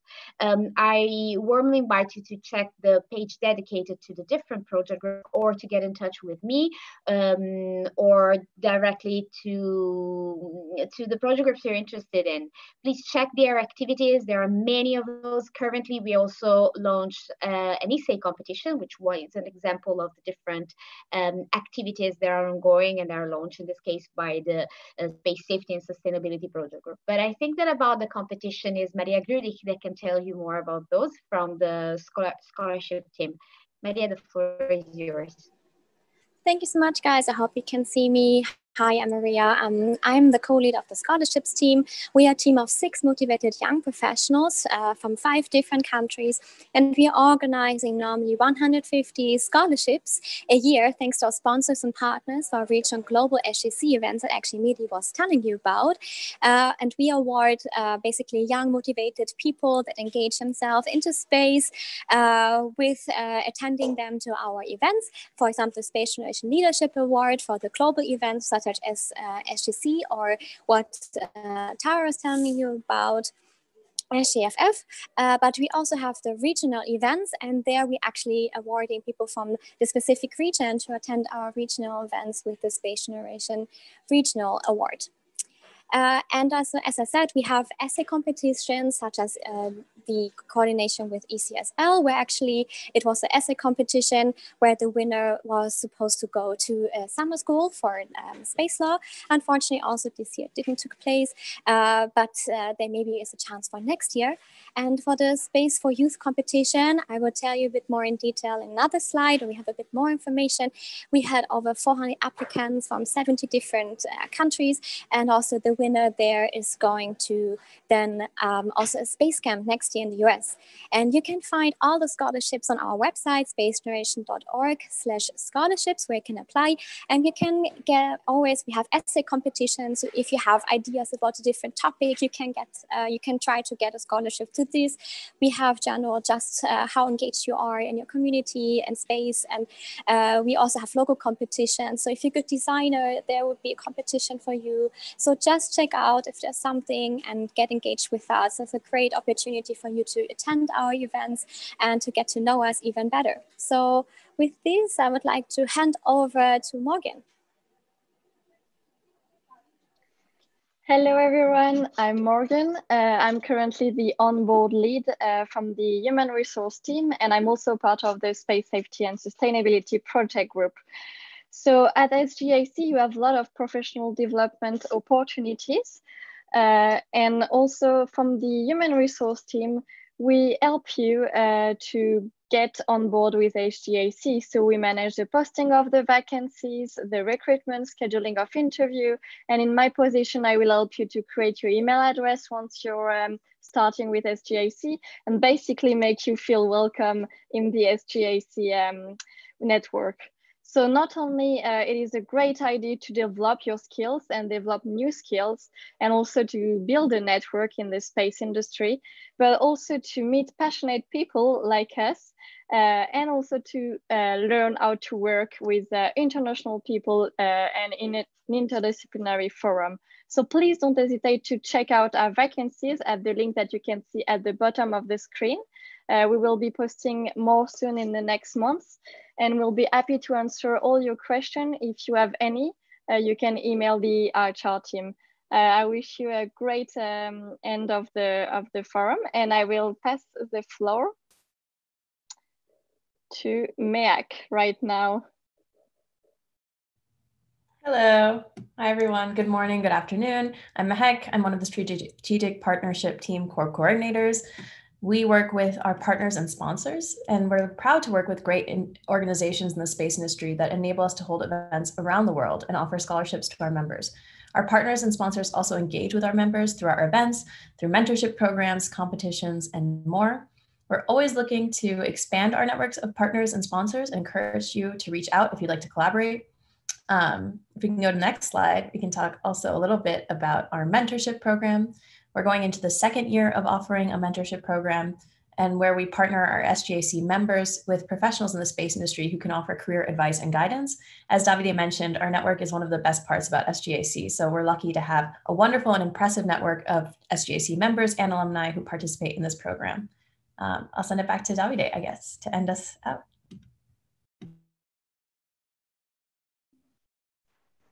Thank you, Mehek. And talking about then the UN-related activities, of course, SGAC is in support of the United Nations Programme of Space Application, and SGAC has a permanent observer status at the United Nations Committee on the Peaceful Uses of Outer Space, the UNCOPOS, and we have also a consultative status at the United Nations Economic and Social Committee representatives, the UN ECOSOC. And so SGAC presents the outcomes of all the conferences and projects that you have seen before to the Scientific and Technical Subcommittee of COPOS, at the Legal Subcommittee of COPOS, and at the COPOS General Assembly. So these are the UN-related activities, and so you have seen all the amazing leaders that are part of SGAC, but we have also more members that are part of SGAC, and the question then is now, why do you want to become a member of SGAC? Because you can say then your say in the today top space issue in a broader setting. As well, you can get access to the scholarships, as Maria was mentioning before. You can get access to our network, as Mehek was saying before. You can build your leadership skills, and you can connect with the current and future international space leaders into the space field. And of course, the membership is free. And since the membership is free, then become a member, because you can register yourself on the SGAC webpage. You can then subscribe as well to the SGAC mailing list. You can join our Slack channels. You can contact your national point of contact of your country and join also your local network. And then, of course, be involved with the different activities, as we mentioned before. So keep a lookout of the vacancies and opportunities we have. Keep a look at the scholarship opportunities we have, as well as attend the different events, conferences, and project groups that we have within SGAC. Because again, as everyone said, you have seen, you have to be part of the Space Gen network. So we are really looking forward to see you with the different activities that we do. And of course, join SGAC, and we're really looking forward to see you all within SGAC. And a big thank you as well to all our amazing leaders that joined us today in presenting this presentation within SGAC. Of course, last point, follow our channels. We are Facebook, Twitter, Instagram, LinkedIn, and so on. Follow our channel. And of course, for any question you have within SGAC, please don't hesitate to write us at info@spacegeneration.org. And with this email, I'm going also to move to the next session of SGAC. So don't forget this email, because now you're going to see what is going to happen very soon within the SGAC section. So as I mentioned before, take your mobiles, take your laptops, because now we are going to start very soon with our trivia quiz of SGAC. And it is a big pleasure for me now to give the floor to Sarah, that will be the moderator of your session with the SGAC trivia quiz. Hello, just a quick question. Can everyone hear me?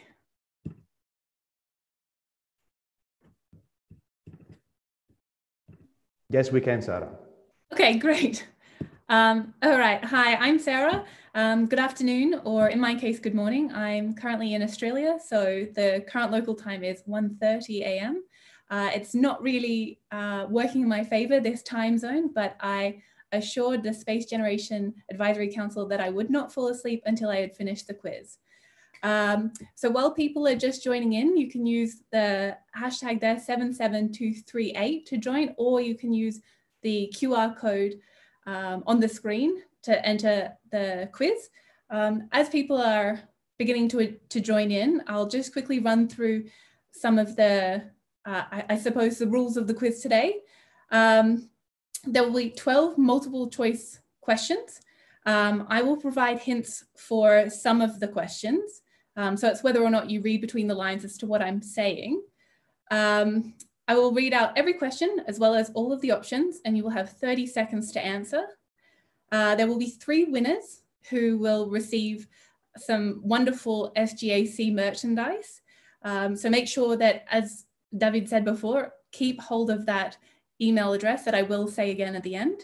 And I should forewarn you that the 3 final questions are related to cybersecurity in the context of space security, because I am a member of the cybersecurity project group. I think it's probably a good time now to start. So I hope that you're all ready. I hope that you're all willing to participate as well. Good luck. Okay. So question 1. When will Voyager 1 pass by a star in the constellation of Kamapardalis? In 400 years, 40,000 years, 40 years, or 4 years? Now, I was practicing the name of that constellation for quite a while before this, and I still managed to make a little bit of a mistake, so I hope you won't judge me on that. Okay, 5 seconds. Okay, very interesting. Great first question. So now, second question. Which year was the first exoplanet discovered? 1975, 1985, 1995, or 2005? Now I'll give you a hint. It was in a year ending with the number 5. I'm not sure how helpful that will be, but let's see if this can help with your answers. Okay, you've got 5 seconds left.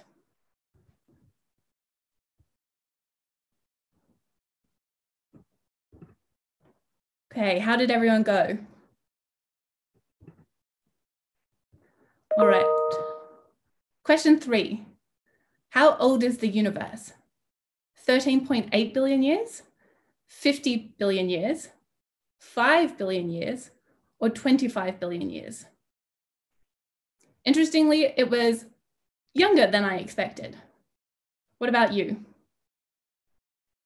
You've got 10 seconds left. 5 seconds. Time. So the answer was 13.8 billion years old, and 66% got that one right. Question 4. How many constellations are there? Now, a good way to think about this is remembering the zodiacs, and also that there is a forgotten one. So is that 11, 12, 13, or 14 constellations? You have 10 seconds left to answer the question.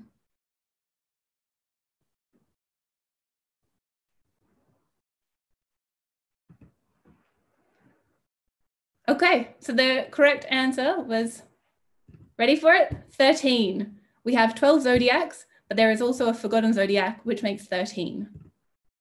Okay, question 5. What is the longest continuous time a human has spent in space, plus or minus 20 days? A, 437 days. B, 653 days. C, 412 days. Or D, 578 days. In any case, it'd be too long for me. You have 5 seconds left to answer the question. Wonderful. So the correct answer was 437 days, and almost half of you got it right, so well done. Now question 6. How many astronauts live aboard the International Space Station when it's fully staffed? A, 10, B, 3, C, 6, or D, 12? Now, I was on exchange in the Netherlands for my university exchange, and I lived in a share house of 6. And I tell you what, that was enough for me. That would be my limit. 5 seconds left to answer the question.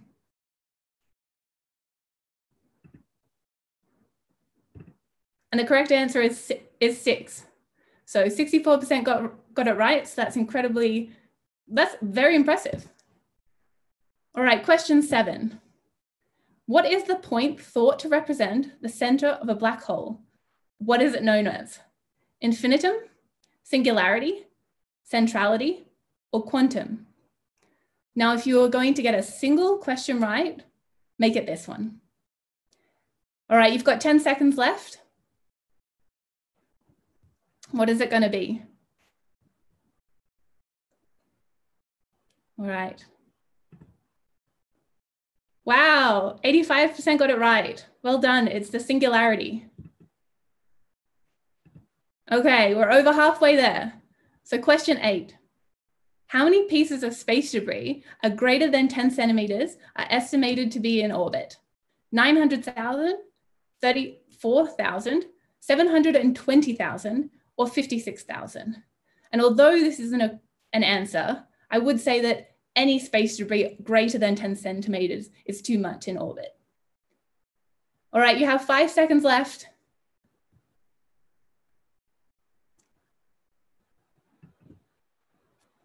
Okay, so wow, the correct answer was 34,000. So I'm very glad that it was that and not the 720,000 that 39% thought was up there. All right, question 9. When did the Outer Space Treaty come into force?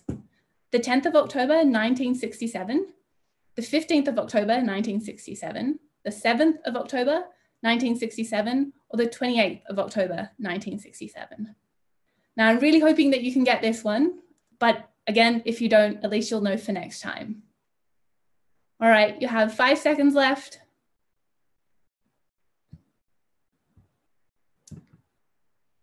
All right, and pretty good, more than half got it right. It's the 10th of October, 1967. So for anyone that didn't get it right, that's what the answer is for next time. And you'll be completely impressing everyone with your trivia skills. Now we've got question 10. This is when we get into the cybersecurity side of the quiz. Which of the following passwords is the most secure? Password 123, into *48, Boaty McBoatface 1, or answer D, uppercase W, uppercase T, lowercase h, exclamation mark, 5, and uppercase Z. All right, you've got 5 seconds. Please don't make me say them again. And well done for everyone that said, well, D. When you have a password, the idea is to have an uppercase letter, a lowercase letter, a sign or a symbol, and also a number. Now, question number 11. Which satellite experienced approximately 12 minutes of interference caused by an attempted satellite hijacking in October 2007? Was it Terra EOS AM1, Skynet 4, Landsat 7, or Himawari 8? Interestingly, the same satellite a year later experienced another 12 minutes of interference. All right, you've now got 5 seconds to answer the question.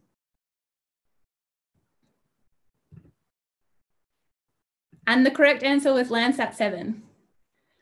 So thankfully in this instance of interference, there was no, command was not taking control, but it was effectively out of use for 12 minutes on 2 different occasions, which indicates that it's sometimes not that easy to patch up a security issue on a satellite.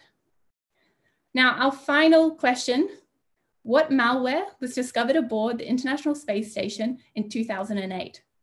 Was it NotPetya, MyDoom, Morris Worm, or W32.Gamma AG? Okay, you've got 10 seconds to answer this. Interestingly, the malware was brought onto the International Space Station via a compromised laptop. All right, let's see how you went.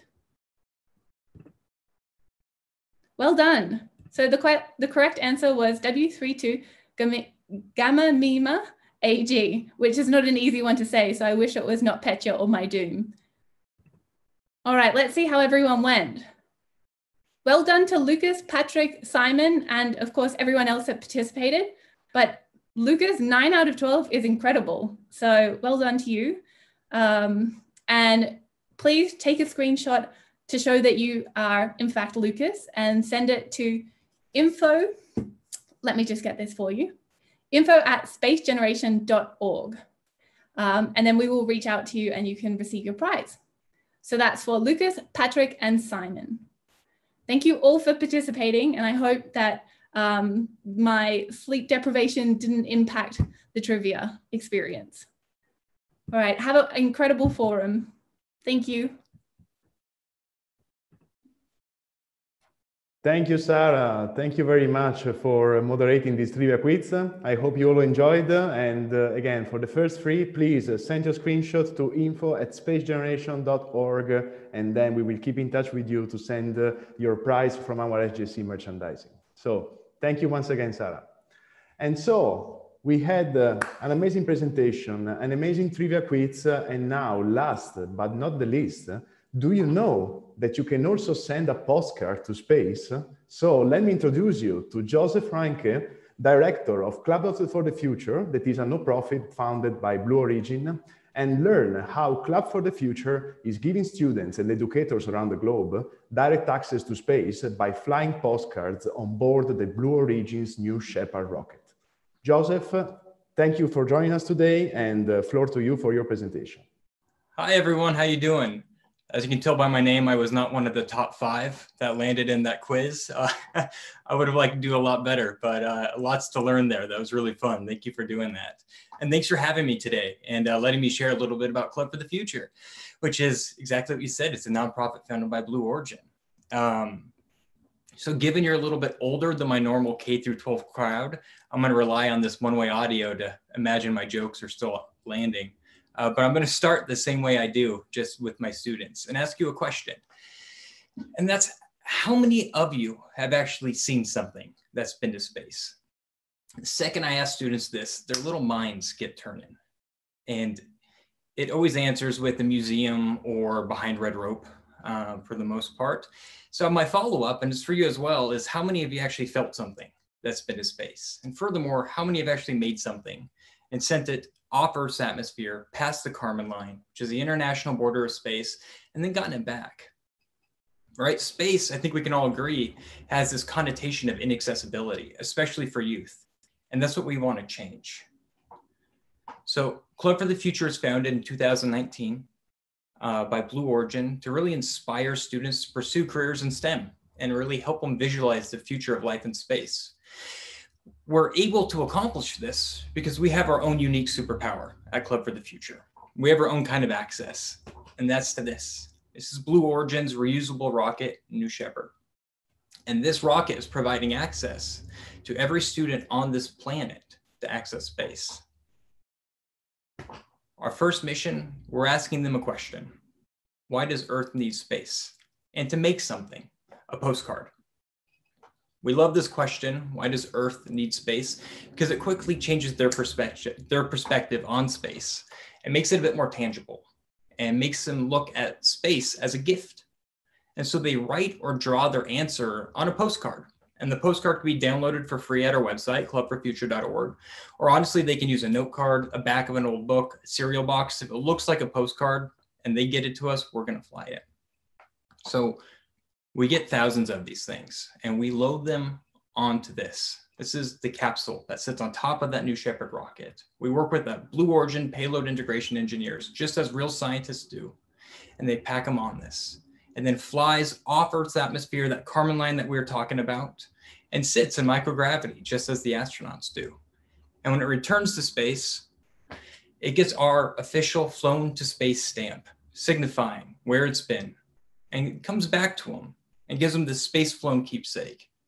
And really exciting, moving forward, we're also going to stamp it with a NASA Artemis stamp, so we can celebrate all those space travelers to come. For teachers, educators, and the at-home educator right now, which is the parent doing such an amazing job, we created some lesson plans that really help support them. We use teachers to build these for other teachers, and they're all standard aligned. And there's 3 of them right now, with many more to come.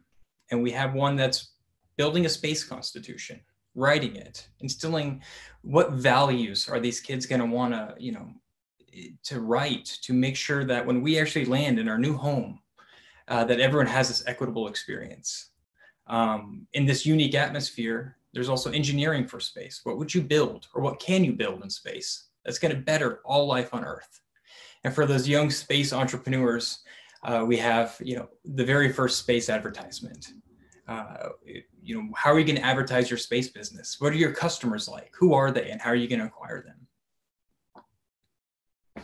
We've been really fortunate to work with some amazing nonprofits that help support us, and we help support them, including Challenger Center, Space Camp, and most recently, STEM to Hub, which is an education nonprofit in Florida. And what they did is they worked with the entire state so we could access every single school in the state. That's including deaf and blind schools, all universities with K through 12 presence, and we got them postcards. So children during this very stressful and uncertain time have something bigger to look forward to and take part of this larger program so they can look forward to a brighter future. We also really support other amazing organizations such as Wonderopolis, which is a very unique nonprofit. They help answer these crazy questions that students ask. And they find subject matter experts like our own Patrick Zaytouni to help answer questions like, what is a space colony? We're also working with Microsoft Education and NASA right now to celebrate Day of Data on October 14th and November 2nd. So if you head over to the Microsoft Education Center, we have amazing activities that teach students K through 12 all about data literacy and how it applies to space. And of course, all this is free, and we have many more to come. So I'm always looking for other organizations that are like-minded or just people that want to have conversations. Help me understand what you're doing and let us know that what we could be doing better, how we could be supporting your community, your teachers. So please reach out to me. Clubforfuture.org has our information. Follow us on social. And I invite everyone to take this program, bring it to your community, and you yourself do a postcard so you too can have a space flown keepsake. I sincerely thank everyone for having me today. And take care. I'll pass it back over.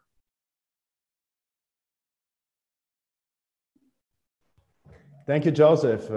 Thank you very much for joining us today. And again, thank you very much for giving this presentation. It's amazing what the organization does, the mission of the organization, as well as the opportunity to send the postcard to space. So thank you very much, Joseph, for joining us today. Yeah, thank you for having me. Have a great day. Thank you, Joseph. And of course, as Joseph mentioned, please don't forget to check the chat on YouTube, because there you can see the link where you can send then your postcard to space. So don't forget to send these postcards to space, and of course, stay connected. And now it's time then to move to the next session of today. As I mentioned, we had the SEOC committee, we had SGAC, but now we are moving also to another session to show you, to the next generation again, how many opportunities you can get involved within the space field, but also to get lots of useful hints for your, again, for your space career. So it is my pleasure now to introduce you to the Saturday Space Live session organized by the Workforce Development and Young Professional Program Committee. And the IAF WD-YPP committee hosts the Saturday Space Live with special guests from all around the globe, offering insights into how we all contribute to the space community. So, floor to Patrick.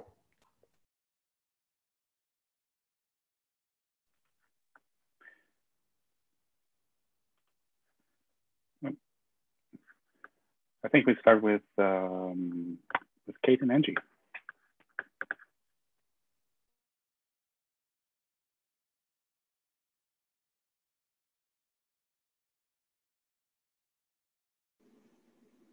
And Angie, over to you for the first slide up.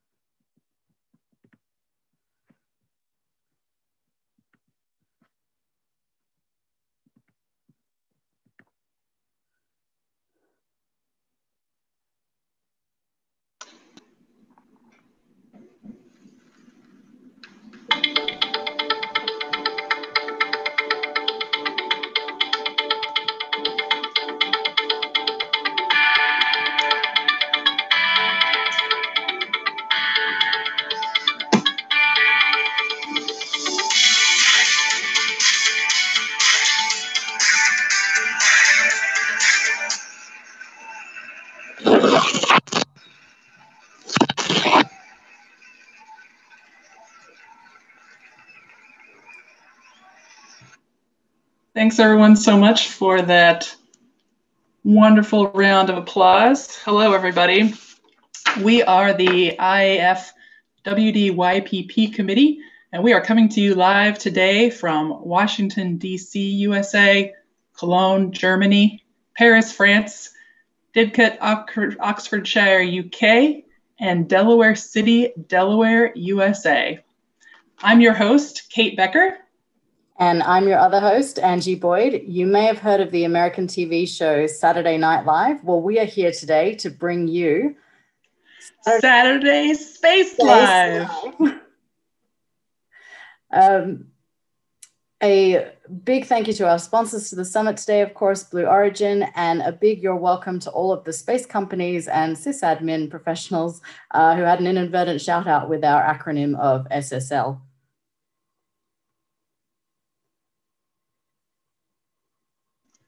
So what is a WD-YPP committee, you may be asking? Well, we'll get back to that a little bit more in a bit. And in the meantime, we've got some great special guests with us today, and we'll be bringing you some insights from a few of our committee members from around the globe. And we'll also be hearing from you all. Just like you had a chance in the last session, we'll be asking you to weigh in again. So you can see our poll link there up on the screen. Please go to pollev.com/WDYPP511. You can see it there on the screen again, and Patrick will ask you to put that in the chat on the YouTube channel. Patrick's in charge of our committee, so we naturally make him do all the work for us. So please keep this poll up on your screen for the entirety of our session today. A few questions will show up there for you to give answers to over the next 30 minutes, and we'll be sure to let you know when those are. So today, to follow some of the themes that we've already heard throughout the day today is all about hearing from a variety of perspectives, and including yours, and seeing how we all fit together in the work of the space sector. So let's introduce our guests, who then themselves represent a variety of disciplines and perspectives. First up, we have Elodie Viau, Director of Telecommunications and Integrated Applications at the European Space Agency.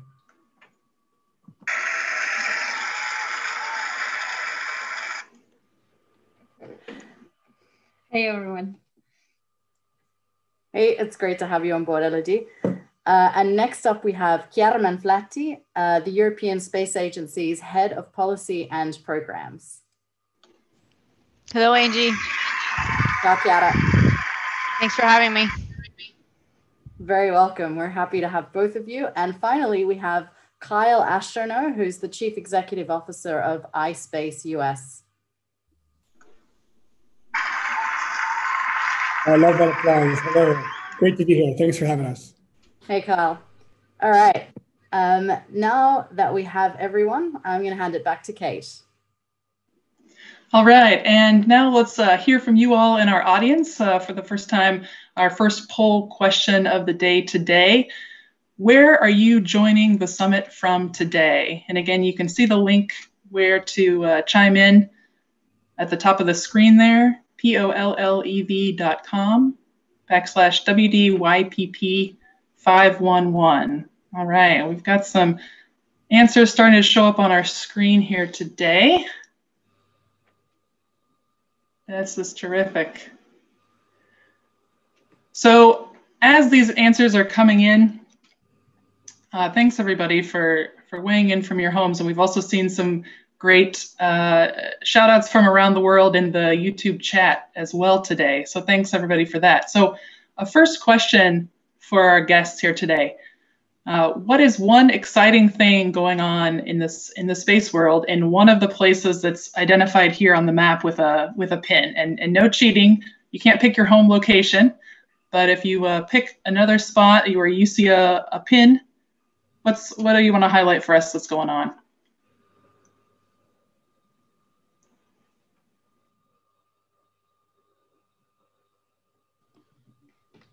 So can I start? Or what? Yes, please, Elodie, over to you. So I'm not sure how we do. Okay, so I'm as you said, I'm Elodie Viau. I'm the director for telecommunication and integrated application at ESA, the European Space Agency, and I'm also the head of the site, that's the headquarters for telecommunication and integrated applications that is located in UK, in Harwell. So that's the spot that I'm going to pick up on the map to tell you that in Harwell, we have a cluster of companies that that we are supporting to do space solution and application. So there is a thing going on right now. Like one of the things that I can tell you is about using space-based solution to be able to bring connectivity for the terrestrial transportation, automotive car, but also like agriculture oriented or looking at the environment. So it's really connecting the space towards the Earth application and how to get a better life, especially in those times where we are all affected by COVID. Right now I'm at home, so I'm from Luxembourg today, let's say, but it's all over the Europe that we are trying to do that. So that's one of the things going on today in UK, for example. Terrific. Thank you, Elodie. Should I pick up on that? Yes, please. Yeah. Well, it's space related, and you may be talking about this perhaps tomorrow, but there's in a couple of countries, and I think UK, France, Switzerland, there are students preparing for the first European rocket challenge, EUROC. And I find that's pretty exciting because it's the first time we'll have a completely European rocket challenge for students. Hopefully training the next generation of space entrepreneurs to get also a new generation of rockets and launchers in Europe. Terrific. Thank you, Kara. Kyle? So I'm just looking at the map here, and I do see that someone has joined us from Japan. So I'm in the States, but I was in Japan, so I'll just briefly talk about that. One of the most exciting things that's going on is the release of Toyota's newest vehicle called the Lunar Cruiser. This is a pressurized vehicle that Toyota is building that astronauts can drive around the lunar surface. So this has huge implications across all Japan. Toyota is one of the biggest companies in the world. And when Toyota moves in Japan, the whole country shakes. So we're going to see a lot of exciting developments for lunar development coming out of Japan over the next couple of years. Terrific. What a great set of answers and lots of exciting things as we can see in a variety of areas going on around the world. Thank you all. Angie, over to you. So let's go now to our first set of committee members reporting in from their respective home locations. We asked folks around the world to offer a piece of advice for all of us, and we're going to see what they had to say. Now, space engineers, you know, we like to think that we make the world go round. We certainly make the satellites orbit around the Earth, but to all the space lawyers out there, we also didn't forget you. Oh. Stand by one. There we go. Hi, everyone. I'm Merve. As a space lawyer, my advice would be not to lose your passion on space law and policy. Follow up the recent developments on space technology and think about how to resolve legal challenges which are created by them. This would be a contribution to the space law community, which aims to protect the fundamental principles of space law. Once, one of the prominent space law professors told me not to be shy and participate in the activities of space law community. I did it. Now it's your turn. I'm looking forward to meeting you. I'm Tahir Morali, a member of the IAF's Workforce Development and Young Professionals Program Committee, as well as a space industry executive of a new space company in Canada. Dr. David Williams, a former Canadian astronaut, once told me to try and differentiate yourself. Do the things others aren't doing so that you may be even more successful. Have a great IAC. Hello, everyone. I'm Ayami Kojima from National Space Policy Secretariat, Cabinet Office, the Government of Japan. What I would like to tell you the most is that people you met or you will meet in this space society are going to be your life asset. I was inspired or motivated many times by my amazing friends from this space society. So please try to connect as many and wide as possible. I'm also looking forward to meeting you near future. Thank you. All right, thanks so much to all of our folks who are weighing in from various places around the world.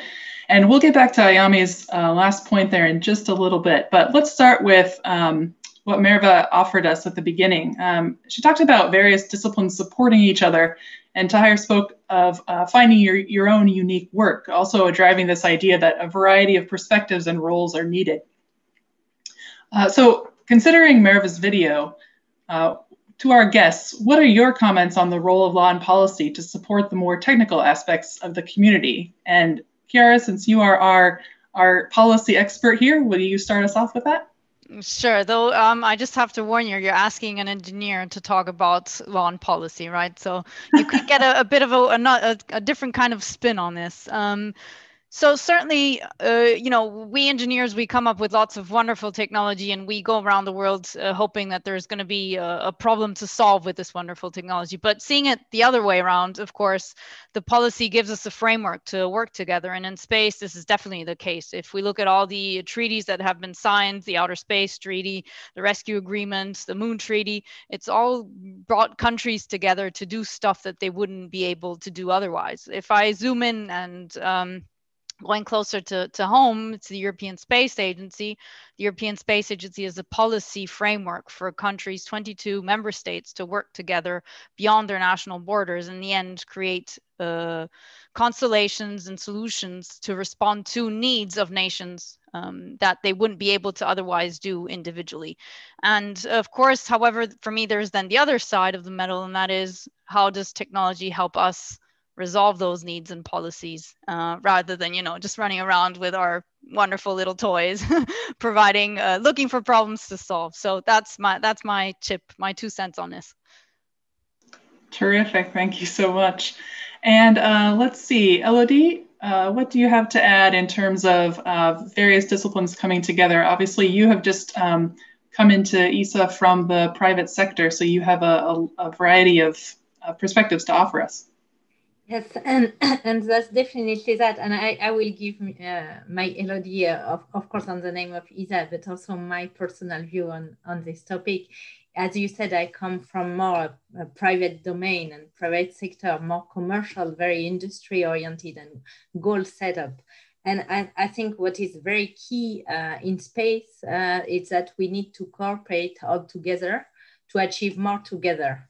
And that's where we need, as Chiara said, a framework and a policy that bring us together, right? And in Europe in particular, because the European Space Agency is an intergovernmental organization.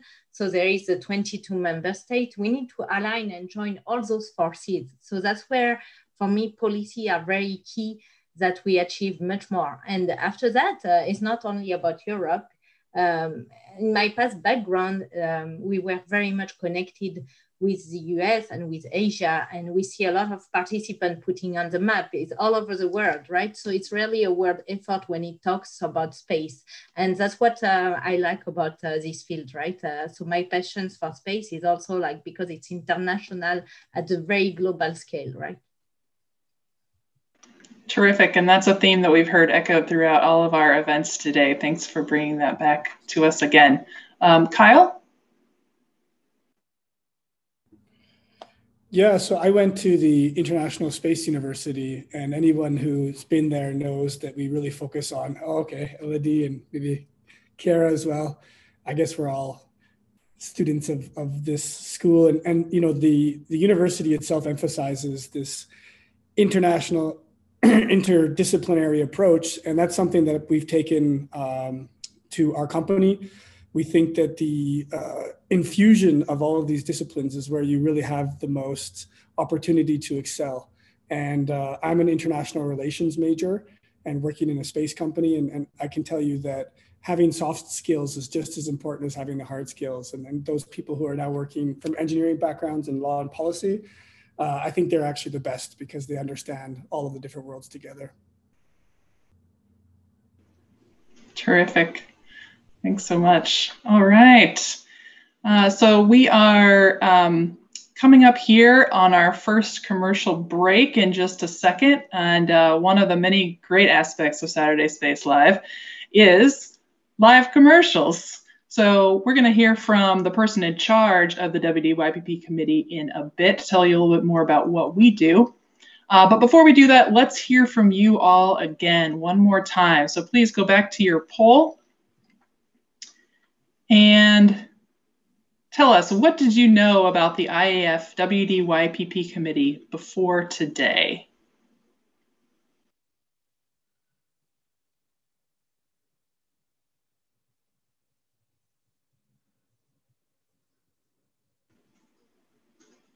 So it is a live poll, but we'll be showing your answers on the next slide, and we'll just give you a few more seconds to hit a button on your screens.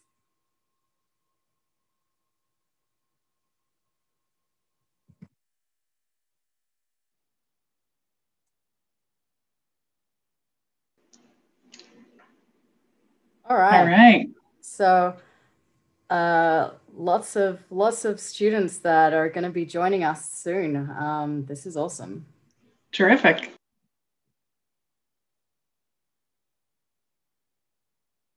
I'll give that a couple more seconds. But it's also really great that the second most is young professionals that have been attending our events at the IAC itself across the years and reading our news blasts that go out throughout the months as well. So with these answers in mind, we're going to hand it over now to Patrick Hamblock, who's the Workforce Development Young Professional Program Chair, for a word on our committee. Okay, thanks, Angie. Yeah, so the Workforce Development and Young Professional Program Committee, the focus is on the workforce development matters of the international space community, as well as being the focal point for all young professional activities as part of the IAF. But for you, I'll probably be most well known for the Young Professionals program that we generally organize at each IAC, and where we bring you speakers, networking opportunities, and for apparently 8 or 9%, most importantly, free food and drink, which unfortunately today we couldn't really afford to send out to all of you. So please visit us next year for that. But we also put out monthly news blasts, and as of this year, also quarterly newsletters. So I hope you're enjoying those, where we highlight members of the YP community and also bring information on activities that are going on around the globe in the YP community. Also, we run the global technical sessions at the IAC each year, where we allow people to present at the IAC, even if they can't travel to the conference. So we enabled online IAC sessions before it was cool. So this year, I think everybody will enjoy that. So we hope you will join our events in the future, and be it in one of our virtual events in the next couple months throughout the year, or hopefully back in person next year at the IAC in Dubai. To sign up for more information, you can follow us on Facebook at the IAF Young Professionals page, or on Twitter at IFYPP. And before I forget, we have currently 68 likes on this video. So everybody that's viewing, hit the like button so we can drive that up a little bit. So thanks, and back to you, Kate and Angie. Thanks very much, Patrick. And I want to add, we're also responsible for the Young Professionals tag that you have on your badge itself, because and the fantastic price that you are able to register at as a young professional at IAC. This did not used to exist. There used to be, I remember as a student going around the IAC, and there was a massive age gap between, quite young students, and then there was almost nobody up until around 35 years old. So this is fantastic that we're able to have our own early career professionals program, and also to fill in the age gap there. Kate. Yes, our audience loves that. That's a great thing. It's a great thing. Love that we've brought more young professionals into the IACs. And I think, as Pascal said, there was a significant portion of the attendees at last year's IAC were young professionals. So that's terrific. And we're so glad that you all can take part in that wonderful event. So let's also get our guest thoughts on this as well. Considering what Ayami has shared in her video about the value of space societies and getting to know people, and what Patrick and Angie have just shared about us, with us. And I'll also note that all of you have been through the International Space University as well, another terrific opportunity to get to know other folks in the space community. What are the benefits that you've experienced from involvement with IAF or in these other groups that you've been a part of? And Kyle, you're a veteran here. Do you want to start us off? Veteran, hey. I guess I am. But I would only say I'm a veteran because I've paid so much attention to these groups. So besides the IAC and the ISU alumni community, I do get involved with SGAC a lot. And these groups have been incredibly helpful because when I started, I didn't know anybody in the space industry. I didn't have a space background or go to for undergrad at Space University. So these people that I met early on became my friends. Then they became my colleagues. Then some of them became my competitors. But ultimately, they're all my collaborators. And in space, we play the long game. Our successes usually happen over decades. And as was mentioned, the people at the IAF back in the day, they're all getting really, older. They're about to retire. So it's going to open up this huge amount of work for us. Therefore, these early relationships that you build are going to become extremely rewarding in the future. So I really encourage you to start early and get as many relationships as you can because they're really going to come in handy in the near future. Great, thanks, Kyle. And we have just a minute. Any short inputs? Elodie, over to you. Yes, very shortly, I can only encourage everybody to use those networks that exist in the space community. I was very lucky because I move around the world, and that's when you have those connections with the people, that's during your work, it's become your colleague, your competitors, the people that you are negotiating with, or the people that you are inventing with. And you have a straight connection because you know them, so things go faster. And never hesitate to connect with the older and the younger, right? My strength is that I still go through all age, right? And I think that's a key thing. Wonderful, thank you. Kiara?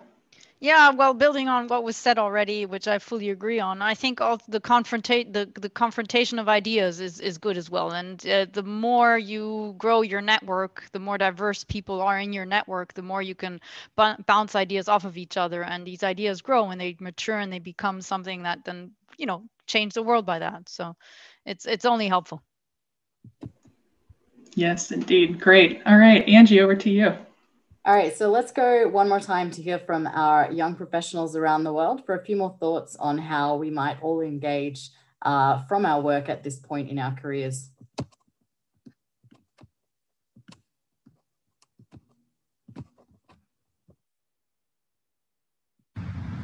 Hi, my name is Kat Robison Hassani, and I'm a political scientist who studies space policy. My one piece of advice for students and young professionals in the space industry is make a place for yourself in space because there's room for everyone.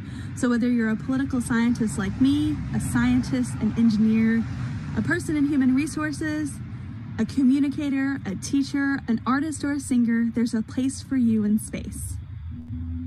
Hi, I'm Ruth McAvinia from the Young Professionals Program and Workforce Development Committee of the IAF. To young professionals nowadays, I would say, just keep going. You're in an amazing industry at an amazing time, and you just need to work hard and persist to keep achieving what you want to do. Don't be distracted by these lists of 30 best people under 30 or 40 best people under 40. It's great that they're doing what they're doing, but you need to persist with what you want to do.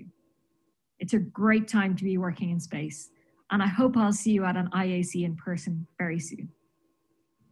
Hello, my name is Claudiu Mihai Tăiatu and I'm a young professional. I'm working with the European Space Policy Institute in projects related to space law and policy.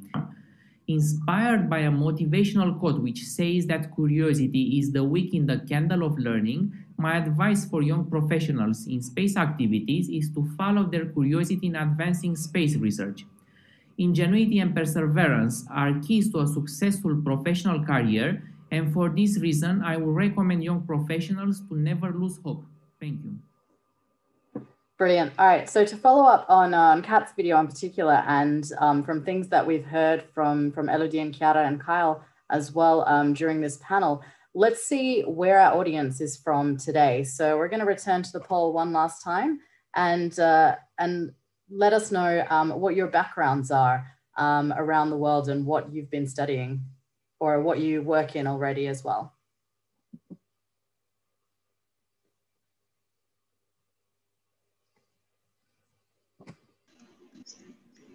All right, so while those answers are coming in, oh, look at the engineers representing today. While we're getting those answers in, I'll just note that we're not really helping Ruth's point that she made in her video about not paying attention to those 40 best people under 40, et cetera, because we do have in our presence, as one of our special guests here, the youngest ESA director of all time. So that's a pretty unique list there on its own. So Elodie, of course, we're speaking of you, and wondering if you can offer your thoughts that you might have for the rest of us who haven't quite reached your level of stardom. Okay, so yeah, I didn't reach any level yet, right? I'm just what I recommend everyone is to work hard, keep going, is what people say in their video, and I totally agree. So it's all hard work. It's all about connection and making sure that you get things in your field right. I was watching even earlier, you know, Roland Garros, and the winner, she's 19 years old, and IGAS Swiatek just win this tournament. And you know, the age doesn't matter. You can be terrific in what you do in all fields, and be curious, be open. That's what matters. Be proud of what you do, and make sure that you do it as a team, because we always achieve much more as a team than alone. So that's what that's the key that I can give, right? But after I'm learning myself every day. I was doing very bad on the quiz before, so I'm not there yet neither, right? Terrific, thanks. And I appreciated what you said as well earlier about no matter what your age is, that you can work across a variety of age ranges as well, and how important that is in addition to the great things that you've just added here in terms of collaborating across the board. Thank you. Yeah. And if I may, for the other people, give opportunity to those young, and they will surprise you. Yeah, absolutely. Chiara, would you like to add more to this? Yeah, if you work hard, but if something goes wrong, failure is just a data point. That's all I want to say. I think Kyle's gonna agree with that. several 100%. Kyle. Yeah, I couldn't agree more. And I would say not just work hard, but work smart. I really believe in the 80-20 rule. So make sure you use your time wisely, because there's never enough of it. Great. Well, on those brilliant notes, that is all the time that we have for today. And please help me thank our special guests that we've had here with us. And we really appreciate everybody who called in from your videos and offered your thoughts from around the world. And especially to those live guests who we've had here today with us as well. And I know you'll all give it up for them, along with our studio audience we have here. So thanks so much, everybody, for participating. And I am Kate. And I'm Angie, and we will see you next time on Saturday Space Live.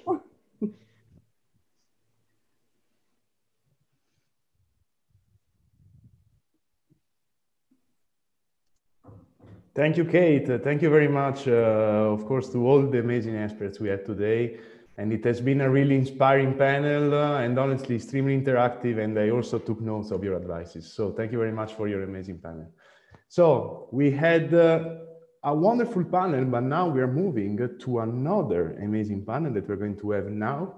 And I'm pleased now to move forward to another inspiring panel from Blue Origin, whose title is Launched by Suborbital, YP Career Trajectories. So this panel will highlight the formative experience of flying suborbital research payloads on board New Shepard and how it's shaped with the early careers of researchers in academia and the commercial space field. The moderator of this session is going to be Dr. Erika Wagner, Director of Payload Sales of Blue Origin, and the speakers are going to be Dr. Ariel Ekblow, Director of MIT Media Lab Space Initiative, Dr. Eddie Dove, Professor of University of Central Florida, and Anna Hodgson, Manufacturing Engineering of Sierra Nevada Corporation.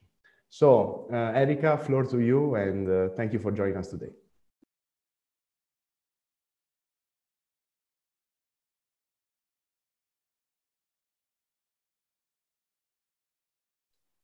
There we go. All right, fantastic. Thank you so much. We're really excited to be here today and to talk about some new ways that the young professional community is really getting involved in space hands-on. I'm delighted to have our three panelists that are all folks who have flown payloads on the New Shepard spacecraft with Blue Origin. And we're going to just talk a little bit about what that commercial access to space has done in terms of helping them to launch their careers. So the three panelists come with three different perspectives, having joined us as an undergraduate, a graduate, and a postdoc in their journeys. And I wanted just to start the panel off by letting them each tell their story in turn, what they flew with Blue Origin, what they're doing now, and one of the lessons that they've taken forward in making that journey. And then we'll come back and have more of a conversation. So Addie, if I could have you kick us off, that would be terrific. Sure. Hi, everyone. So yeah, I'm Dr. Addie Dove. I'm an assistant professor at the University of Central Florida. And as Erika mentioned, I was a postdoc when I first flew a payload with Blue. So my research is in planetary science. I'm a planetary scientist with a background in astrophysics and planetary science, and then physics undergrad. And my research really focuses on how planetary surfaces behave in microgravity. So we used various microgravity platforms to explore that. Basically, we put boxes of dirt in microgravity platforms and throw things at them. And so we worked with our payload that flew with Blue Origin to have a nice sort of longer duration microgravity than we get with things like parabolic aircraft. And we've had some amazing results and a lot of lessons learned from doing these different payload integrations with Blue. One of the things, so I came into working on payloads and different types of technology from the science side. And so my interest is always in how do we get the best science with these different platforms that are available. And I've definitely learned a lot over the years I've been working on these in how you can utilize different platforms, what the best ways are to work with what you're trying to do and make it fit into the box you're trying to make it fit into. And I think that there's a lot to learn about working with engineers and scientists and students across the board, because most of my projects I work with a lot of undergrad and graduate students. And so working with big teams of students and students from different backgrounds to try to develop our next set of science and engineering goals. Thanks so much, Addie. Next up, we're going to hear from Ariel. Dr. Ekblow, why don't you join us and tell us a little bit about your launching of this career? Hello, everyone. Nice to be here. And it was really a pleasure to get to talk about suborbital launches because they were a pivotal part of our research portfolio and going forward. I'm the director of the MIT Media Lab Space Exploration Initiative. And I'll tell you first a little bit about what the initiative does, and then I can dig into just briefly our research that we flew with Blue. So the Space Initiative is this team of around 50 graduate students, staff, and faculty. And what we do for the Institute is we arrange a cadence of flight opportunities throughout the year. So we move from parabolic flights to suborbital to the International Space Station. And what was really fantastic about working with Erika and the New Shepard team early on was being part of this key transition where your experiments may have flown in a short duration parabolic flight, like Addie was saying, but then you need some additional testing of a mechanism over a longer duration of time. And the 3 minutes or so that you get on a suborbital flight, for example, is a really critical opportunity to test the robustness of these mechanisms before you might, for example, be trying to get on an International Space Station mission or do a long duration satellite flight or something like that.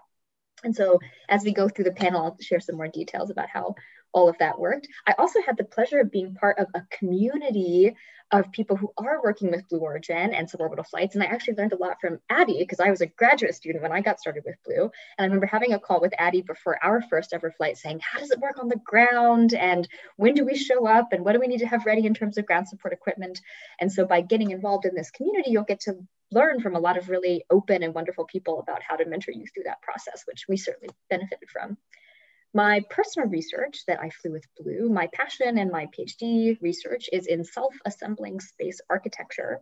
We're doing it at a miniature scale now, looking at robotic precursors for autonomously self-assembling objects, think magnets and a lot of circuitry and control code. And Erica was there the day that our experiment worked on NS11. So this was, let's see, that was late April of 2019. And it was a big turning point for me because it was the day that I knew I didn't have to spend 2 more years on the PhD. I had, 9 months left, or I had a year left because it had worked thanks to this Blue Origin suborbital flight. So that's my introduction, and I'm looking forward to answering questions or looking to keep some of the research a little bit later. Fantastic, thanks, Ariel. And Hannah, you want to tell us a little bit about your journey from Purdue? Yeah, thank you, Erica. So I graduated from Purdue in 2017 with BS in Aero Astroengineering. I was focusing on propulsion and different fluid systems. Now I am at SNC, Sierra Nevada Corporation in Louisville, Colorado, and I'm working as the lead propulsion manufacturing engineer on the Dream Chaser program. But I do get to wear many hats and work on lots of different systems, working with requirements development, and I've led some R&D testing on coolant mixing and some tube bending, a lot of different things. So I got into suborbital launches through a class I took at Purdue called the Zero Gravity Flight Experiment with Dr. Stephen Collicott. And he runs this really cool class where students can work on all different types of fluids projects. So some fly on the Vomit Comet, some get tested in NASA's Neutral Buoyancy Lab, and many of them launch with Blue. So the project that I worked on was called ZIGGY, or the Zero Gravity Glow Experiment. And ZIGGY came about when a group of second graders local to Purdue reached out to Dr. Collicott. They had been learning about the ISS and then moved on to a unit about bugs and fireflies. So the students came up with this question: would fireflies glow in space? So they reached out to Dr. Collicott, and that's how ZIGGY came about. And our team at Purdue developed a 2U device out of some bent aluminum sheet and some 3D printed end caps that kept everything enclosed. We had some syringes in there that contained our main chemicals. Luciferin and luciferase are the primary chemicals that fireflies use to light up. So we had an Arduino programmed in there that once we reached 0G, that would push our chemicals into a little mixing chamber, and we would be able to see if they would produce that glowing effect that you see in fireflies. So I helped with the 3D printing of the end caps and kind of overseeing, like a little bit of a project manager standpoint, overseeing everyone, making sure we were maintaining our communication and meeting our milestones. And then I was lucky enough to go out to Texas to, N7 launch. It was actually the week I graduated as well, so that was a very cool way to wrap up my time at Purdue. But after ZIGGY landed, we got it back and we were able to distinguish some light changes inside. So Dr. Collicott took our project back to the second graders and got to show them that fireflies would light up in space. So it was a very fun, cool little project to work on and get some very young students involved and excited about space flight and suborbital launches, and just show them that you can do all these cool things in space and answer these questions by just doing some testing. And it really exposed me to like the launch side of things and operations, which helped me, I think, get into the manufacturing side of things and testing. So it helped me kind of point where I wanted to go with my career as well. Thanks, Hannah. Yeah, I think that's a really interesting point. We talk a lot about how project-based learning and hands-on student programs are really key to gathering those experiences that are really valuable in that next step for a young professional. When you think about that, the lessons you learned in the classroom, in the lab, that really helped you now that you're working in industry, are there one or two ideas that really stick with you as key lessons that you took out of that? Yeah, so I think a lot of it is just the collaboration with your team. And what I liked about this class is that it wasn't really like that typical like design review. You're meeting these milestones, having someone like a bunch of engineers kind of overseeing every step of the process. It was very, here's your launch date, here's what you need to do, make it happen. So I think that helped a lot, preparing me as an engineer in the industry, just being able to point out and find your own path and figure out what you need to do and get it done in the best way that you can without having someone always over your shoulder kind of guiding you. Addie, I know that you think about this from the perspective now as a professor. When you're thinking about giving your students these opportunities to build things that are actually going to fly to space, besides the science, what are you hoping that they're going to get out of it? What are you trying to teach? Yeah, I mean, one of the things, being at a large university, right, we have students with a wide variety of backgrounds. And we do have people who work in our lab and who work on these projects who are from the engineering side of things and who are from a pretty broad distribution of disciplines. And one of the things I hope they learn, and I think they learn, is how to communicate with each other. So having an electrical engineer communicating with the mechanical engineer about what you need to do to make these parts fit together and to make everything run, and really driving it with the science side of things. So really having that whole life cycle of everyone talking to each other. We have some students who are who come into the lab and are like, oh, I just want to do robotics or AI. They don't really care necessarily about space, but they still are able to apply this to a hands-on project. That's a very different experience than they would get in any of their classrooms, and even in the senior design sort of level, it's a very different sort of applied hands-on experience. And Ariel, the Space and Exploration Initiative at MIT really does span a wide range of disciplines. Can you talk about that importance of being cross-disciplinary when working on projects like this?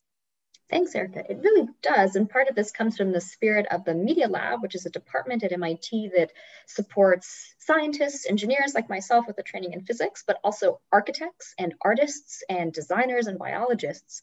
And so our charter for the Space Initiative is to think about how do we support all of those different communities, a very interdisciplinary group, to get their passion, their existing expertise, their project, even if it's not just science or engineering, into the space environment. And for the flights with Blue showed us that they're capable of and really well supported and ready to do not just science and engineering experiments, but also support us on the art and design side. And that payload that we flew, the set of payloads that we flew with Blue Origin in 2019, it was actually 6 different payloads. It was 2 different single payload lockers and several nano labs, and included a performative art and design experiment, a project that was ultimately featured in a Sundance premiere of a really prominent video. And so it's interesting to, as a research lead, to try to support all of those different projects, but also to see that with the change in the space industry, it's becoming more accessible and more engaging for a really broad audience. And to the question, Erica, that you had asked Addie about, teaching students and what are they getting out of it and what are they learning, I will say one really key takeaway that our team had from these experiences of the suborbital flights that has been so key and critical to our later on development as well was redundancy and robustness. So it's one of the first times that you're going to send your experiment away from you. It's no longer on the lab bench. And unlike the parabolic flights, you don't personally accompany it, although Blue, I know, is working on that. So perhaps in the future, some students will get to accompany their experiments. But it was such a good learning experience to think through fault trees. So how can something go wrong and how can you anticipate for that? And how can you give your experiment the best shot of success? And the suborbital flight is a really nice forcing function to think through those questions for art and design and science and engineering payloads. Thanks. No, I think that's a really interesting point, that we talk so often about the collegiate education as something where you're in a textbook or in a problem set. But increasingly, we're seeing that universities are moving towards more engaging experiences, more real world, moving us away from just the fundamentals and also into manufacturability and reliability, usability, and all the things that go into real world applications. I think that's a point well taken. Yeah, Yeah, I was ahead, just going to add on that we have, I've been doing this for a few years now. And so I've seen students sort of starting to progress through their careers. And a number of them, whenever I hear back from them, say like having that experience building for a parabolic flight or a suborbital flight made such a difference in terms of their understanding for, like Ariel was just talking about, how things can fail and how you have to design things, but then also working with teams and then also having the ability to describe the project they're working on, sort of the whole aspects of the project, is really important when they're going to future employers and saying, I understand how projects work and I can discuss with different types of people and really understand the whole cycle of a project. Yeah, Hannah, I know that you had some of that experience, that your role in the SGAC project wasn't just purely technical. Has that been something that's been helpful to you as you've stepped into your first roles in industry? Right, definitely. Yeah, just seeing that project be finished and have to think through, yeah, a little bit of that redundancy of setting away my project. How do we think through what can go wrong? How do we explain this in a way that second graders can even understand? Has definitely helped me, especially as a manufacturing engineer. It's now my role is to think through, how do we perform this install? How do I write this in words to tell someone else how to do this, and think through what could go wrong and respond when something does go wrong. But yeah, that hands-on effort and just being out at the launch site and having to understand what's going on for this launch really helped me get into the manufacturability and think through the operations parts of things instead of just focusing on the analysis. I will say, if I can jump in there. Yeah, please, go for it, Ariel. It's also a blast. And so for engineers and scientists and artists who we're often in the lab, right? So we spend a lot of time in the lab at MIT, and I was always jealous of the geologists and the geophysicists who got field work and got to go out. When you launch with Blue on a suborbital flight, you get to go to West Texas, and there's a certain real excitement about being there on the ground at a launch facility, and really feeling embedded in an adventure as you're getting ready to do your flight. So I just wanted to add that to what Hannah was saying, because it made me think about how special it is. It feels like field work, like you really get to get out of the office and fly your payload. Yeah, it's definitely one of the best parts of our job, is to be able to be down there in West Texas, feeling the excitement of launch, watching as that vehicle comes back in for landing. There's nothing quite like that. Addie, you have one of the sort of unique distinctions in the world of being among the first faculty members that are getting tenure for work that is being done on commercial suborbital vehicles. Can you talk a little bit about the opportunities that the sort of commercial side of this has offered you that may have been different than a generation ago for researchers? Yeah, so when I started here as a postdoc, one of the things that secured me coming here was that I was going to get to do parabolic flights. And then as I was doing that, these suborbital flights really came online. And as you mentioned, there's still a relatively small number of us, especially in sort of at the faculty level and the young faculty level, who have done these types of projects. And it's definitely given me some pretty amazing opportunities to be able to be an early leader in this field. And I think that things like parabolic flights and suborbital flights are really a great way to get that experience and demonstrate your capabilities and do really unique science that a lot of times would have taken longer if you tried to get something on the ISS, for instance, right? That's not as possible in like the lifetime of a postdoc. And sometimes it is for a grad student now, but I think that like having those opportunities to build and fly and iterate even on that, our hardware has made a huge difference in terms of me being able to get funding, me being able to, like you said, hopefully, fingers crossed, get tenure and really set me apart from some of my peers who are sort of at the same level and who are interested in doing this, but haven't had the same opportunities to be able to actually fly payloads.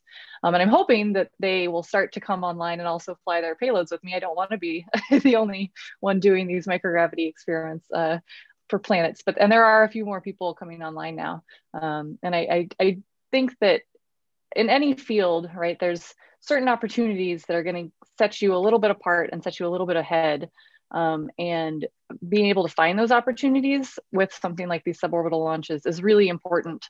And sometimes it's talking to the right people, sometimes it's going to the right postdoc, that kind of thing that's going to help set you in those positions. Ariel, let me just spin that a little bit for the experience at MIT. It used to be that at universities, we always told students, don't do flight work as part of your thesis, that it's too unpredictable, timelines are too long. And yet the Space Exploration Initiative is really putting flight work front and center for students. Can you speak to that? Would be happy to, yeah. So I actually just had a conversation with David Newman, a shared mentor of a few of us the other day, about how we kind of across MIT now are changing the paradigm of assuming whether students should or shouldn't depend on flight work for a thesis, because we've now produced 3 PhD theses that had a confirmed opportunity to go to the International Space Station with their work just in the span of a couple of years. And we're planning to make that a recurring, if not annual, every 18 months opportunity. And what builds on our ability to do that, to get to the ISS within this recurring pattern that could almost be achievable then for a master's student, much less a graduate student, is building on the suborbital flights that help prove out the technology to make us confident that we're not wasting that money and wasting that grant funding to go straight to the ISS, right? So it's a really important proving ground. And I know exactly what you're talking about. When I was trained in particle physics in undergrad, it was the same thing. It's like, don't bank on getting data out of the particle detector because they might shut it down for the 7 years that you're going to be doing your graduate degree. But it really is changing as there's so much growth in the space industry for these types of opportunities. It used to, you'd get in a queue for maybe 7 or 10 years to get the slot to go to the International Space Station. But now starting with parabolic flights, maturing the suborbital flights, and maturing through, yes, grant opportunities like CASIS, but also just directly having the chance to charter with commercial entities going to the International Space Station gives us this continuity of research path that's really valuable, I think, for the students at MIT. And we're trying to do our best to democratize access to space as much as we can through these opportunities. And that's such a great word, that democratization of space, the opening of those doors wider and wider. Hannah, you really experienced that at sort of a completely different level in working with 8-year-olds, young kids, in helping them to realize their dreams in space. Can you talk a little bit about that experience of working really with that next generation and what you found that they were getting out of this? Yeah, definitely. So the project was really special because these students came up with this question all on their own. And it's really cool to see that young of students are wondering, we can put something into space. What would happen if we put this up there? And it opens up a lot of questions. And it really shows that those young kids, they care about space and they want to have those opportunities. And just interacting with them, they really pick up on a lot more than you would think. Like, they remember all the words you use, and they know what LEO is, and they know about different orbits and kilometers and light years. And space is such an interesting thing, I think, and it's just so fascinating to young students. So being able to see them have that just type of interest in space, it makes it very easy to keep alive my interest in space and pass that on to other people, and just keep those young students still interested in science and encourage them to keep asking the questions. To paraphrase a great quote from Norm Augustine, who was one of the leaders of our industry, he said, there's 2 things that are guaranteed to excite kids, space and dinosaurs, and we're awfully short on dinosaurs these days. So let me take sort of one pass back through the panel and to the other next gen and young professional folks in the room watching this online tonight. What do you have to share to them about your experience in flying something to space and the ways it launches your career, the ways that they can launch their careers in doing similar kinds of work? Hannah, let's start with you. Yeah, so I would just advise anyone who's interested in any type of launch to just seek out those opportunities. Your professors and peers, they have those opportunities. They might not have the bandwidth to seek you out, so you've got to just reach out to them and see what opportunities are out there and be willing to try something and do something that maybe sounds really intimidating and crazy, going out to a launch site with your project. But those opportunities are out there, and they definitely just propel you to a different level of understanding of projects and working with people and being in the aerospace industry. So those opportunities are out there if you seek them out. Yeah, increasingly and in larger and larger numbers. Ariel? hardly seconding what Hannah's saying. It's so true that if you don't ask, you're just saying no to yourself. So go ask, talk to your professors, talk to your mentors. What really got us started was talking to Blue Origin. In November of 2016, we asked Erica to come out. We had never, as a team, even done a parabolic flight, but we heard about the suborbital opportunity. We knew that that would be the next step. And so having a team to work with that'll really support you like that is fantastic. So reach out to Erica, reach out to mentors in your own institutions, and begin thinking about how you can challenge yourself. The beauty of a suborbital flight is it's a test. It doesn't have to go perfectly, but think about where you could push your experiment or push your ideas to get that next opportunity to fly. And the closing thing I will say is the space industry is growing so rapidly. We really need everyone. We need engineers and scientists like myself, but we also need space doctors and space lawyers and space ethicists and all kinds of different career paths that are open to you. And a big part of space is still going to be payloads and sending technology for a while. So even if you're on the humanities side of things, come and learn about how a payload gets to space and let that be part of your experience as you grow into an opportunity and a career in the space industry. Thanks. So well put, Ariel. Thanks. I think that diversity of thought, diversity of experience is something that we are leaning into really heavily and trying to create a future that looks different than the present and increases the access to millions of people living and working in space. Yeah. And look at this panel, 4 ladies, also fantastic. Technical ladies doing all those things. It's hard to follow up on that, but I think I meant to mention earlier, one of my favorite things about being at the launch site, in addition to seeing your payload launch, is just getting to see all of the other payloads that are there and working with Ariel and seeing all of the different things that they were doing with their payloads. And there were bees on one of the flights I was on, which was both scary and exciting, right?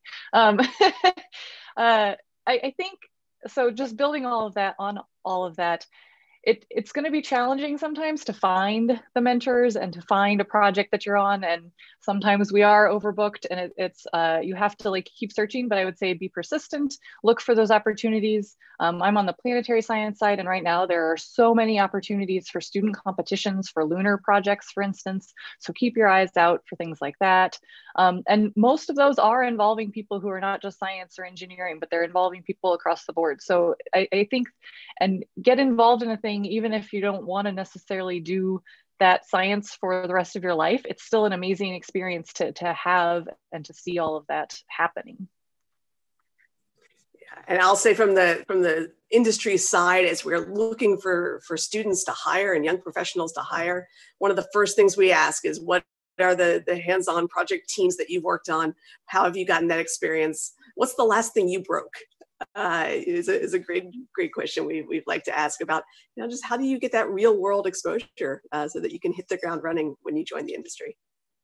So thank you all for joining us. It's been so much fun to watch your journeys and your careers as you've come from your payload into the next steps. Really so excited that Blue Origin could be a small part of those, and looking forward to continuing collaborations with you all.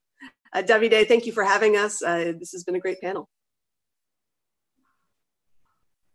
Thank you, Erica, and thank you, Eddie, Ariel, and Anna. Thank you very much for this panel. It has been really incredibly inspiring, and as well as giving advices as well to our young professionals, to our students, in order really to understand what have been your experiences also within the space field. So thank you once again, and again, it has been really, really amazing and inspiring. So we have seen different opportunities for the next generation. We moved from SGAC, from IAF SEOC committee to the YPP committee. You have seen really different opportunities to be involved within the space field, also again for you, for the next generation. But again, we didn't finish yet. We have also amazing space content for you. And that's why we are moving now to the next session of the NextGen Summit. And we are moving right now to the ISEB session. So in particular, we are moving now to the specific session from the International Space Education Board, ISEB, that will discuss the annual ISEB student program at ISC, and that will share insights from students participating in the 2020 Moot Court competition. So I will give the floor to Alena, that will moderate this session, and thank you once again. Hello, everyone. Thank you, Davide. Can I ask my fellow panelists to also turn their cameras on at this time? Great. Nice to see all of you. So welcome everyone online to today's portion of the event, which is going to be focusing on the International Space Education Board. As we mentioned earlier, the acronym is ISEB. My name is Alana Bartolini, and I work for the European Space Agency in the Netherlands, which in fact you might hear right now because I'm in my office in the roof and it's pouring rain as usual in the Netherlands. But currently I'm the lead of the ISEB working group because ISA is the chair of ISEB this year. So that's why I'm leading this panel. But in today's session, as Davide mentioned, we're going to have a short panel discussion with some of our ISEB working group members, Carolyn and Natasha. And we're also going to be featuring some special representatives from the 2020 Moot Court competition via David. So I think without further ado, let's jump right in and meet our panelists. We'll start with Carolyn, then go to Natasha, and then David. So Carolyn, please go ahead. Thank you, Elena. Can you hear me okay? Hi, everyone. I'm Carolyn Knowles, and I work at the National Aeronautics and Space Administration in Washington, D.C. in the United States. I serve as the manager of NASA's Fellowships and International Initiatives within the Office of STEM Engagement. In the ISEB, I serve as a member of the ISEB Representative Working Group, providing support to Mike Kincaid, who's NASA's Associate Administrator for STEM Engagement. He is also the official representative on the board. Thank you. Thanks very much, Carolyn. Let's go over to Natasha. Hi, everyone. It's a pleasure to be here today. My name is Natasha Islor, and I'm a Senior Program Officer in Academic Development at the Canadian Space Agency here in Montreal. And I'm responsible for developing and managing grant programs for university level students and for academia, including the CSA's initiative to support student participation in IAC and in ISEB. And I have been a member of the ISEB working group for the past 2 years. I represent Marie-Claude Guérard, who is our head of education at the CSA. Thank you. Perfect. Thanks, Natasha. And let's go over to David. Thanks, Helena. Hi, everybody. My name is David Lopez. I am an attorney for international law here at NASA Office of General Counsel in Washington, D.C.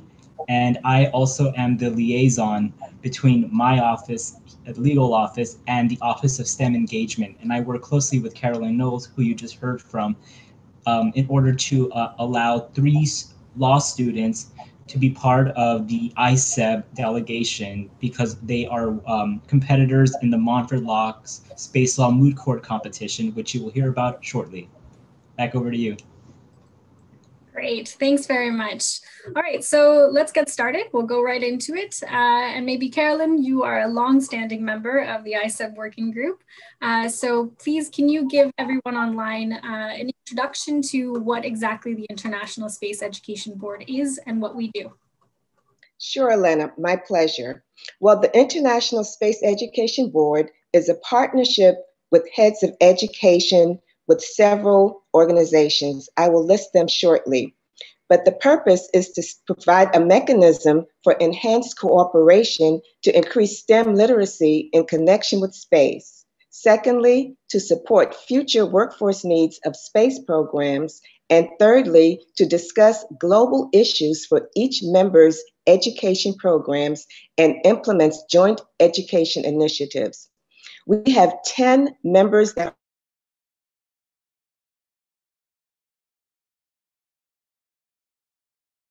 are part of this organization of members.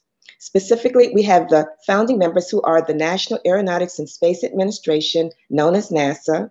We have the European Space Agency, known as ESA.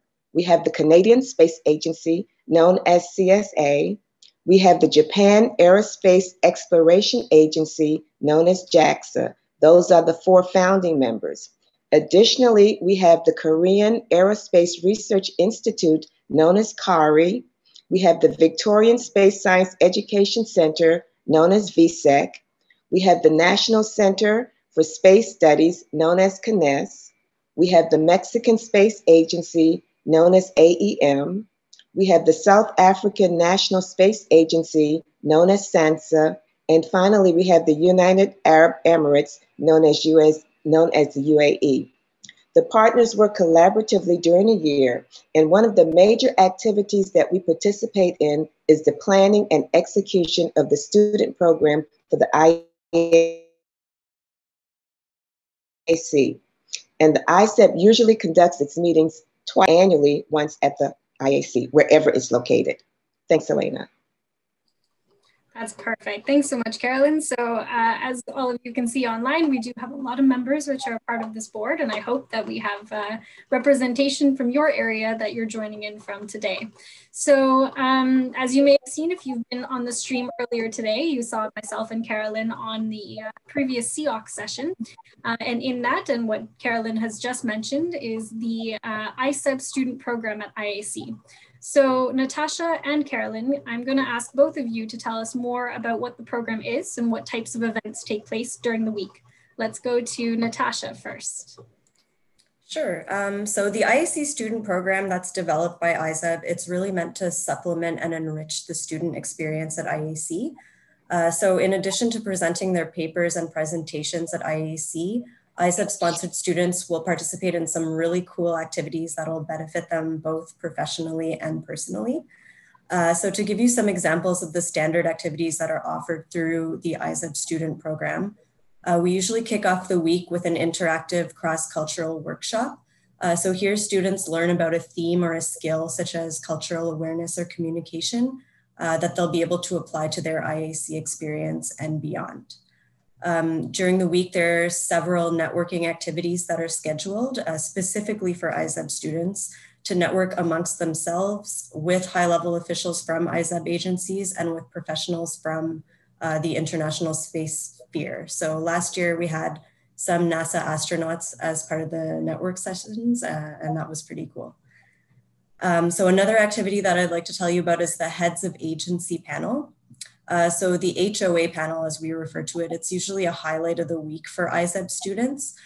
So as you likely know, IAC always hosts an HOA panel for conference attendees, but through ISEB, we organize an HOA panel specifically for the students. So that this takes place in the International Student Zone, and it offers them quite a unique opportunity to interact with the heads of agencies in a more intimate format. So now I'll pass the mic over to Carolyn so that she can talk about a few of the other activities. Thank you, Natasha. And basically, the ISEB student program is a coordinated effort between the Space Education and Outreach Committee as well as the ISEB. And one of the activities that I will talk to you about is the Educator Professional Development Workshop. And this workshop enables teachers to see the full life cycle of student development. It also enables staff from various agencies to conduct a full day of programming for educators, including the latest pedagogy research. Usually, there's a luncheon with a keynote speaker who shares current information that is relevant to STEM education. Thank you.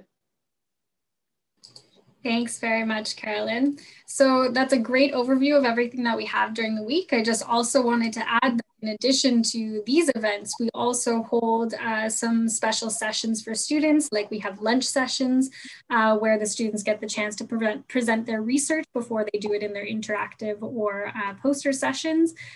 We also conduct outreach, education activities with local youth. And of course, we have a culture day for our ISEB students along with our staff.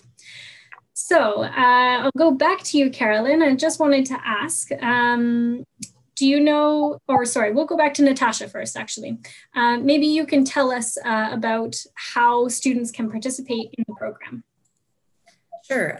So each year, ISEB members sponsor around 60 to 80 university level students to attend IAC and participate in the ISEB student program.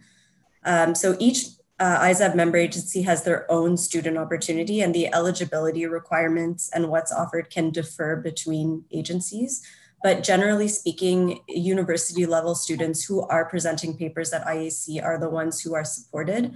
And ISEB member agencies will offer grants, stipends, or some other form of financial support to students to cover their registration fees, their travel and living expenses associated with their participation in IAC, and in all of the activities that are organized as part of the student program. Some agencies might offer additional incentives, such as support to attend the Space Generation Congress before IAC or travel visas. So I'd encourage you to check out the individual opportunities that are offered by each agency. Thanks, Natasha. So I'm hopeful we have a lot of students online today and you're writing notes down on this particular session because this is really relevant for you. So let's go back over to Carolyn. And can you tell us a little bit more if there are other opportunities for students that are supported by the ISEB members? Sure. Basically, each year, the ISEB program brings together students from a range of study levels as well as ages. For instance, we have students that are in their bachelor's programs, their master's, and or their PhDs. Our member agencies have national programs which are open to international participation. An example that I can tell you about is the NASA International Internships Program, which is better known as NASA I². And basically, this program enables a limited number of international students to work as a member of a multinational team, collaborating with US students and other international peers at that center, and they are under the guidance of a NASA mentor. The students that take part in our ISEB program represent a range of diverse backgrounds and disciplines, such as engineering, sciences, politics, business, medicine, and law. Many of the ISEB members also support unique initiatives within their cohort.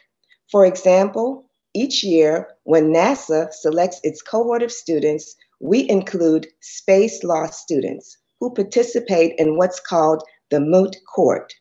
Today, David Lopez of NASA headquarters will now facilitate a panel of space law students who will tell us more about the moot court. Thank you. Thank you so much, Carolyn. I really appreciate you giving me and everyone on the ISEB the opportunity to discuss the moot court, specifically the students that are part of the ISEB delegation. Now, I will begin with giving everybody that has joined us a little bit of a background as to what is the Montfort Law Space Law Moot Court competition. During the IAC, the International Institute of Space Law organizes the World Final for the Space Law Moot Court competition, and the World Final is hosted during IAC. The competition is based on a hypothetical space law case written by the International Institute of Space Law. The 4 regional champions of the North American round, Asia Pacific, Europe, and African round compete for the World Final. Now, activities are also underway to develop a Latin American region. This week in IAC culminates at the World Final, where the students at the championship are judged by 3 sitting justices, of the International Court of Justice from The Hague, Netherlands, that preside over that final round. Now, NASA has always been a strong supporter and presence at IAC and the moot court competition. In fact, we hosted it at NASA headquarters in Washington, D.C. just last year. Most recently, the Office of General Counsel and the Office of STEM Engagement, which Caroline Knowles represents, have partnered to sponsor the travel for the winning North American team and get to be part of the ISEB student delegation. Now, over the past few years, there have been great achievements in space, and the need for effective laws and policies to govern space activities, not just at the international level, but the national level, are becoming more and more apparent.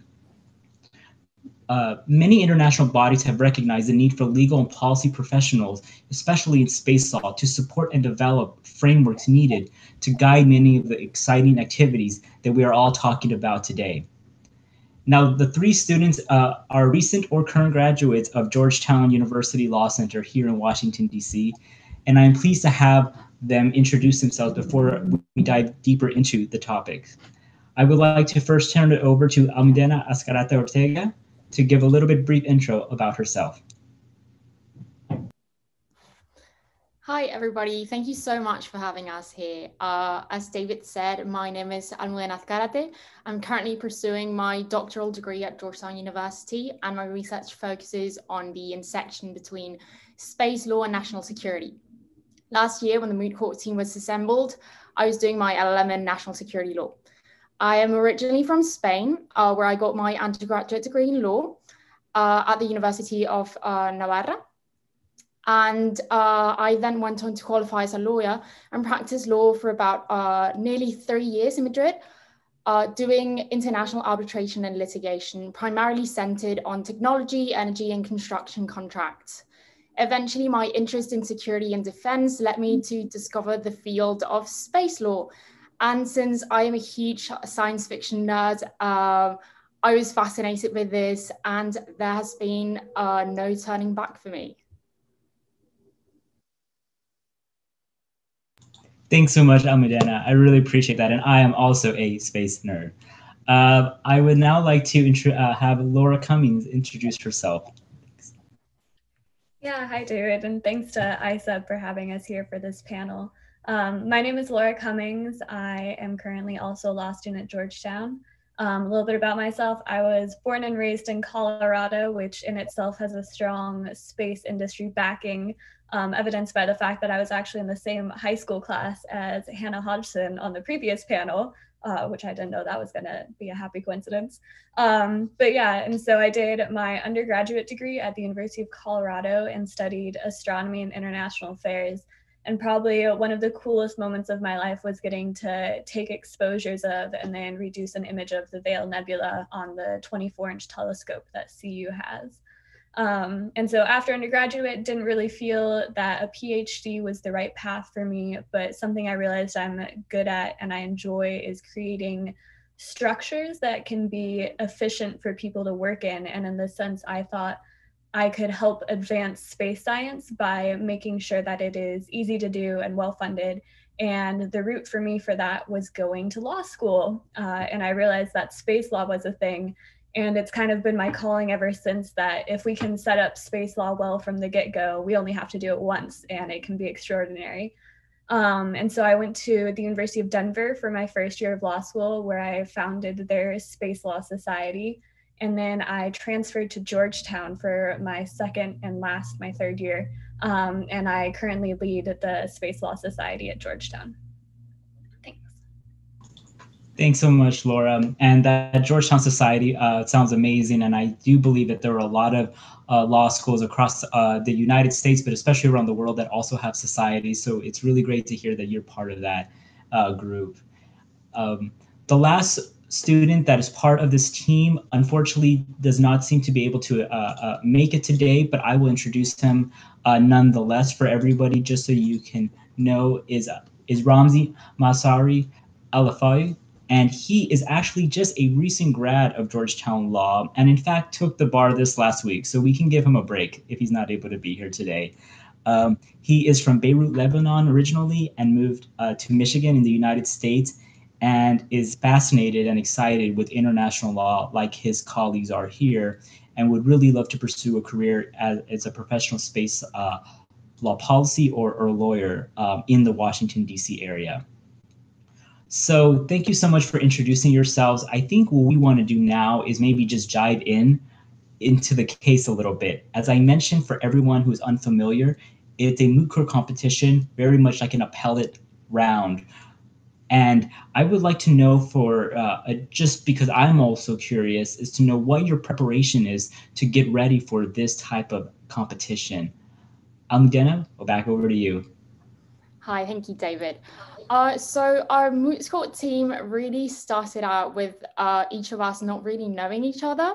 We were all in the same commercial space law course during the fall semester last year. And towards the end of the semester, Laura, who was the vice president of the Space Law Society back then, she pitched it to the class. I remember telling her that I was interested. I recently learned that both Ramzi and Laura colluded between themselves, and they determined that I was the third space nerd that should be on that team. So eventually after Christmas in January, the idea of competing became more of a reality when we finally registered. We literally registered in the last possible day due to several technical difficulties, but we made it. And during that semester, we were taking a seminar on international space law, and we approached one of our professors, Christopher Johnson from Secure World Foundation, to be our coach. And he was kind enough to agree. The moot has two phases. First, you have to submit written briefs, and then you have to present oral arguments before a court. For the written parts, we took that year's case, not really knowing what to expect. We started issue spotting, diving into the issues. We divided them, that there are three, so each of us took one, so that we became like mini experts in those issues, and we talked them to each other. We were always leaning on Professor Johnson for support, for recommendations and sources, etc. And we eventually put everything together to submit it on the first week of March. I was personally not expecting much of it, since there are so many incredible universities competing in the North American round, but we were very pleasantly surprised to get best memorials. And then the preparation for the oral rounds begun. We had COVID going on, which was not fun. It delayed everything a bit, and we ended up competing in the end of May, after Ramsey and myself had graduated. Professor Johnson went above and beyond to get us the most awesome space law and policy experts and ex-mooters to serve as judges. We would meet every Friday to practice. And eventually we want to compete in the real thing, and we were lucky enough to win the North American rounds and went on to also compete in the international rounds, which are taking place right now.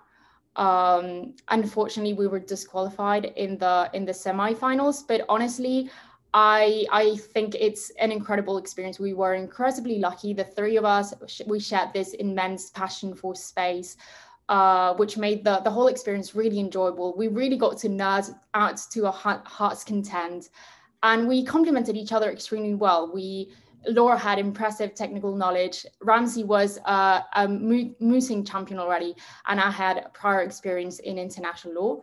So it was definitely enriching from an academic point of view, but also great from the personal point of view. We came together as complete strangers, but we ended up becoming really good friends. And if you're interested in this experience, if you are on the fence about whether to do it or not, I definitely recommend it. You should definitely just go for it. It is an incredible experience. Thank you so much, David.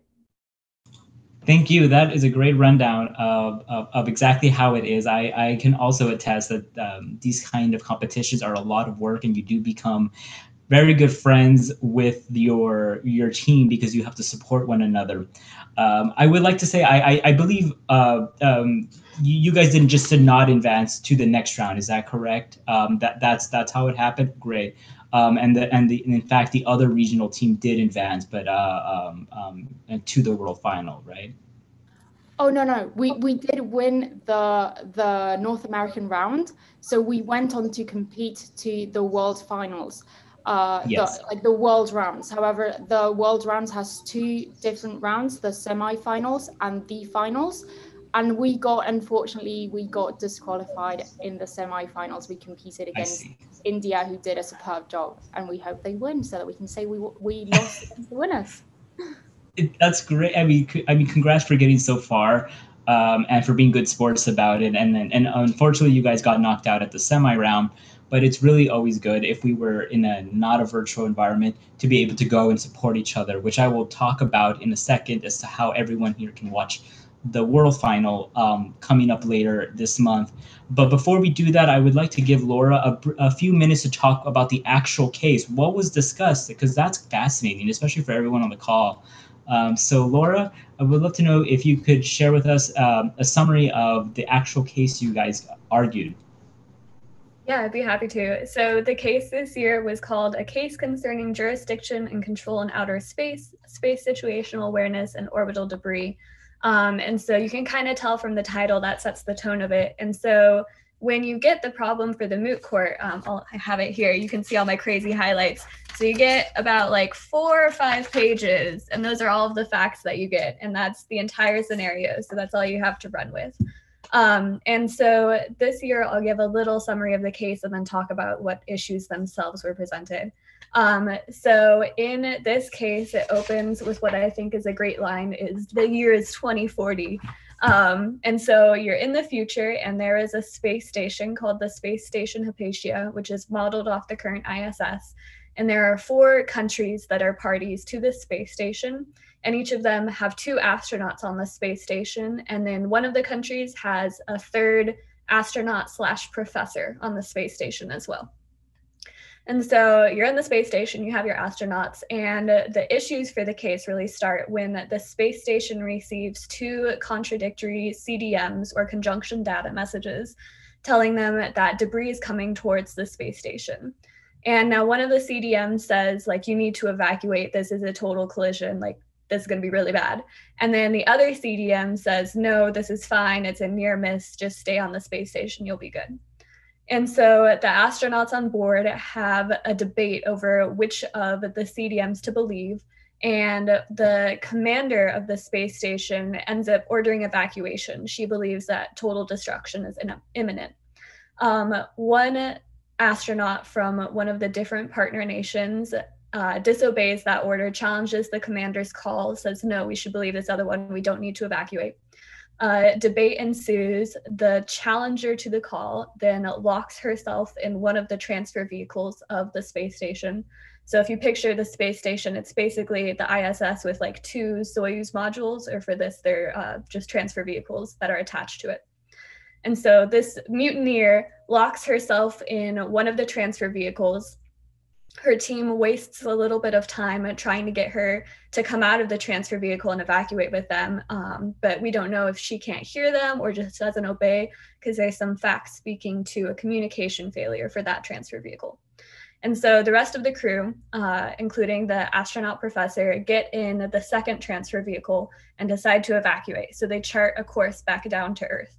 But the course that the commander charts relies upon the CDM that she thought was truthful, which said that there was a collision for the space station. And so she charts according to that to try to avoid the debris that it depicted. And the transfer vehicle with everybody but the mutineer in it actually ends up running into space debris. There is an uncontrolled re-entry back to Earth, and there's an impact with the surface of the Earth, and the astronaut professor dies in this impact.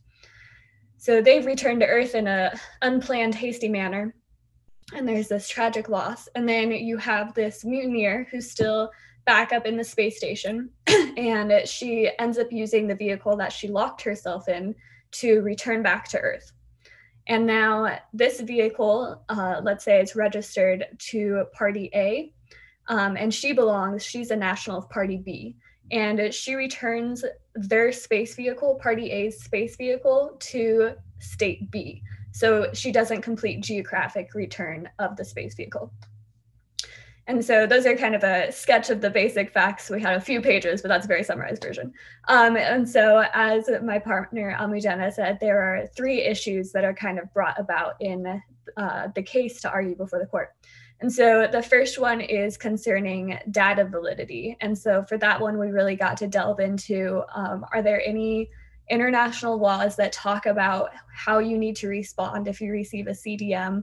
Kind of an interesting caveat is one of the CDMs was provided by a state, so think like JSPOC for the US, whereas another one was provided by a data consortium, like some people are trying to stand up an SSA, like intergovernmental data consortium.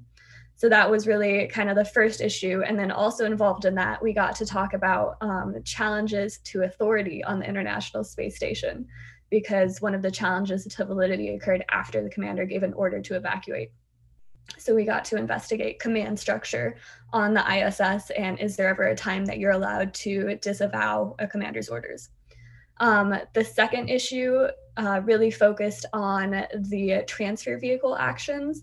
So this was unauthorized use of a transfer vehicle. In essence, was the mutineer allowed to lock herself in one of essentially a Soyuz capsule? And then when it was flown back to Earth, under the rescue agreement, do you have to do geographic return? Do they have to give it to country A? Whereas what they had actually done was place it in a hangar that was leased to the other partner nation. So does that fulfill your return obligation? And finally, it talked about the loss of life, and they were trying to attach liability to the state of the mutineer, essentially saying that her actions ended up causing the death. So then you have to look at the liability convention and the OST itself, and how do they contemplate liability or fault for accidents, and see what goes on there.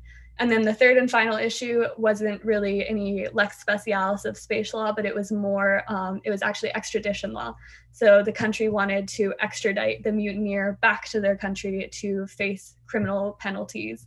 And so in that, we got to talk about the basis for international extradition, and then also talk about the fact that the International Governmental Agreement, which governs the current International Space Station and was a basis for this future space station, contemplates its ability to be used as an extradition treaty. So who could use that article? Like, were you allowed to extradite because of it? And so there were a lot of, we got to delve into all of the lex specialis, so the treaties for space law, as well as some general international law, figure out how the ICJ or the International Court of Justice works. And so it was a fascinating time. Wow, thank you so much, Laura, for that amazing rundown. I mean, you did that so concisely and exciting. I mean, everything is in there. Mutiny, international crisis, explosions. That sounds like a Hollywood movie. I mean, who knew that law was so exciting and fascinating? And you guys got to really argue some really substantive legal points that I also really found fond of. You mentioned the treaties, and you mentioned the liability convention. Those things are things that a lot of us space and international law practitioners really try to focus on. How are we going to create frameworks? As something you mentioned in your intro, that can make things clearer to space actors, because it's so fuzzy, since most of the things that we depend on were written or developed in the late 60s and 70s. And so this is so exciting to see that there's a new generation of students that are really trying to figure these things out as we get more and more advanced in commercial space and international space activities. So I think the both of you and Ramsey, who was unable to make it today, to be able to talk about this. And before I turn it over back to Elena, I would like to just make sure that I can just thank everybody who participated. First of all, the Moot Court students, to you and Abudena for being able to join us today. I know that you guys are very busy. You guys are could be doing a lot of other things, but I appreciate your time. I would also like to make sure I can thank Carolyn Knowles and the NASA Office of STEM Engagement for being a great partner with us in the Office of General Counsel at NASA, to partner to allow this opportunity for these students to be part of the ISEB delegation. And I would like to also thank the organizers, Davide, Patrick, Matteo, and everyone else who has put together this amazing summit. I think this is a great idea, and I really do appreciate everyone coming together in these times to put this on. So Alana, thank you again for your help and for inviting me to be part of this. Back over to you. Thank you so much, David, Almudena, and Laura. That's really interesting. And I personally will be watching the final event online, because everything you've described sounds, in my dreams. So it's great job to all of you, for congratulations for making it to the semifinals. And of course, for those of you online, again, this cohort from NASA is usually a part of the ISEB program at IAC. So we're really happy to have students of a very kind of non-traditional space background that are also able to take part in this program. So at this time, I'd like to show you a series of videos from some of our former ISEB students who can then give you a firsthand account of their experience in the program at IAC. So bear with me for a moment while I share my screen.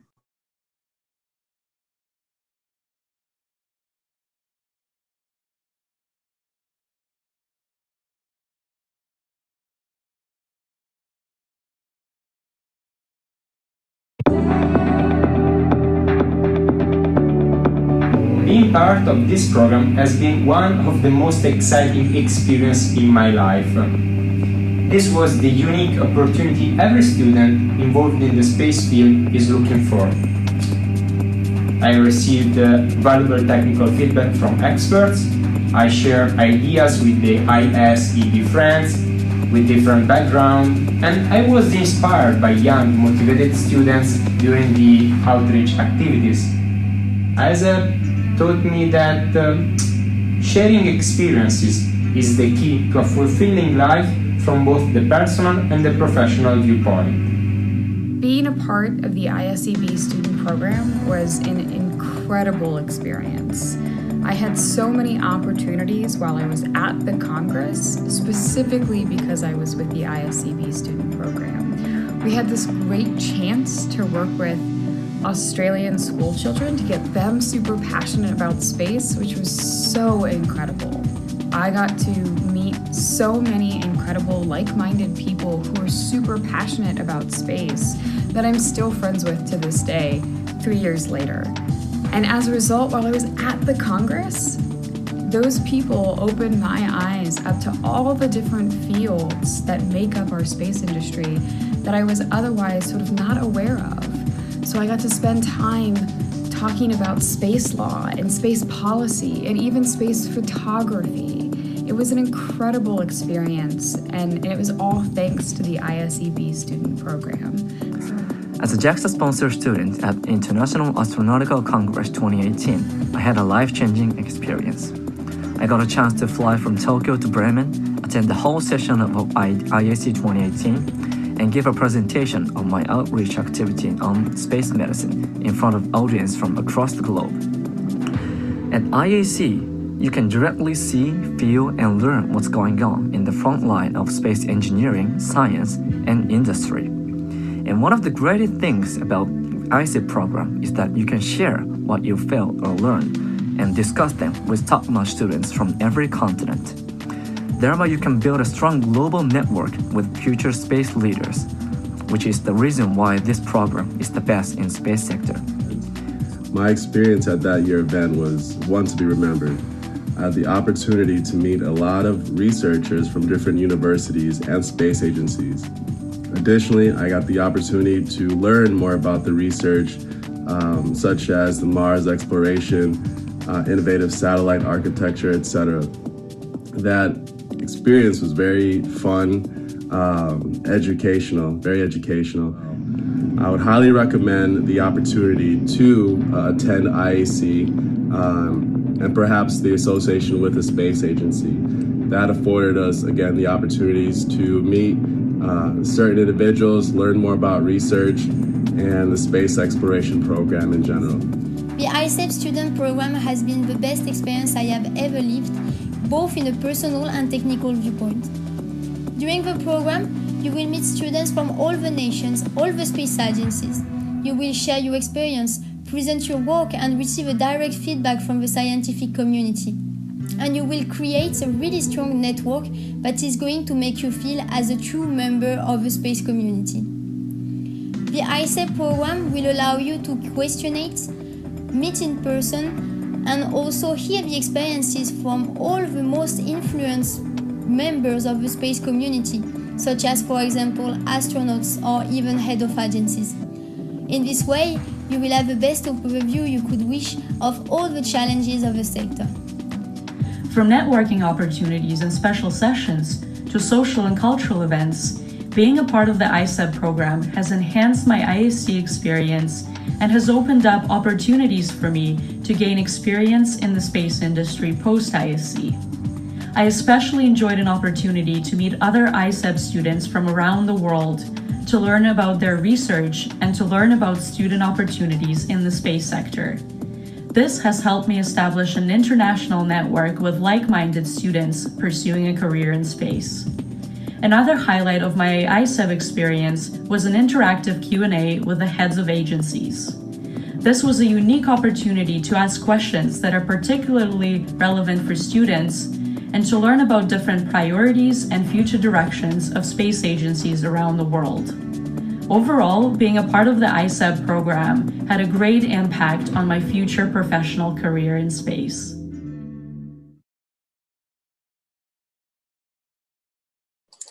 All right, so hopefully for the students that are joining us today, this has inspired you to possibly apply to the ISEB student program in the future. In our last few moments here, I would just like to show you the new ISEB website, which has just been posted online on Friday. And in our website here, of course, you can find all of the information which we've discussed today. So you can learn more about who ISEB is, about specifics of the student program at IAC, and of course, the sponsorship and scholarship opportunities for students. You can take a look more in depth at each of our members to see what their education programs look like and the types of activities which they are a part of, as well as some student testimonials from more students in addition to those that you've just heard of. So just to point out for you, I think probably most of you will be interested in this opportunities for students page. So at the moment, of course, because the IAC for this year is online, we are not able to sponsor and give scholarships to our students. But when we do have the next IAC, this page will be updated with links for each of the agencies who are offering sponsorship or funding opportunities for students. So I encourage you to come back here and take a look at the section which may be relevant for you. And I encourage you all, of course, to apply for one of our programs.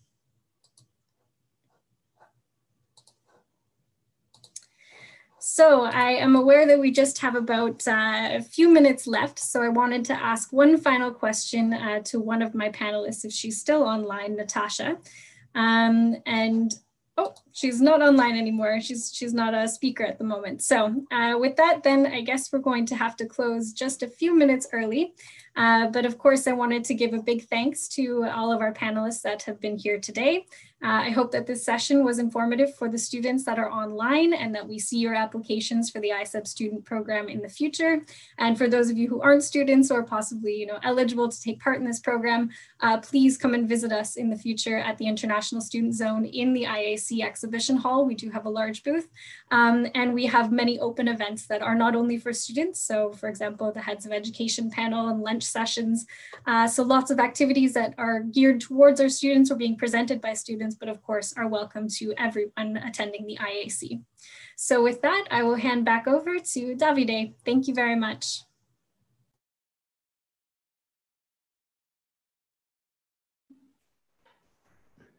Thank you, Elena. Thank you very much for, again, your amazing session that you've done during the NextGen Summit, as well as, of course, for the ISEB. So again, and congratulations for launching the website today.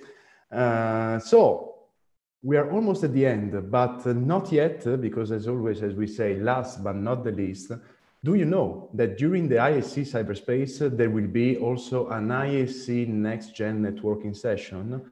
It will bring together the best and brightest of students and young professionals dealing with public and private partnerships. And that's also what we're doing right now with the next session, in which it will be moderated by Kat Robinson, and they will discuss also about this specific topic. So I would like then to give the floor to Kat, and please stay connected and enjoy the session.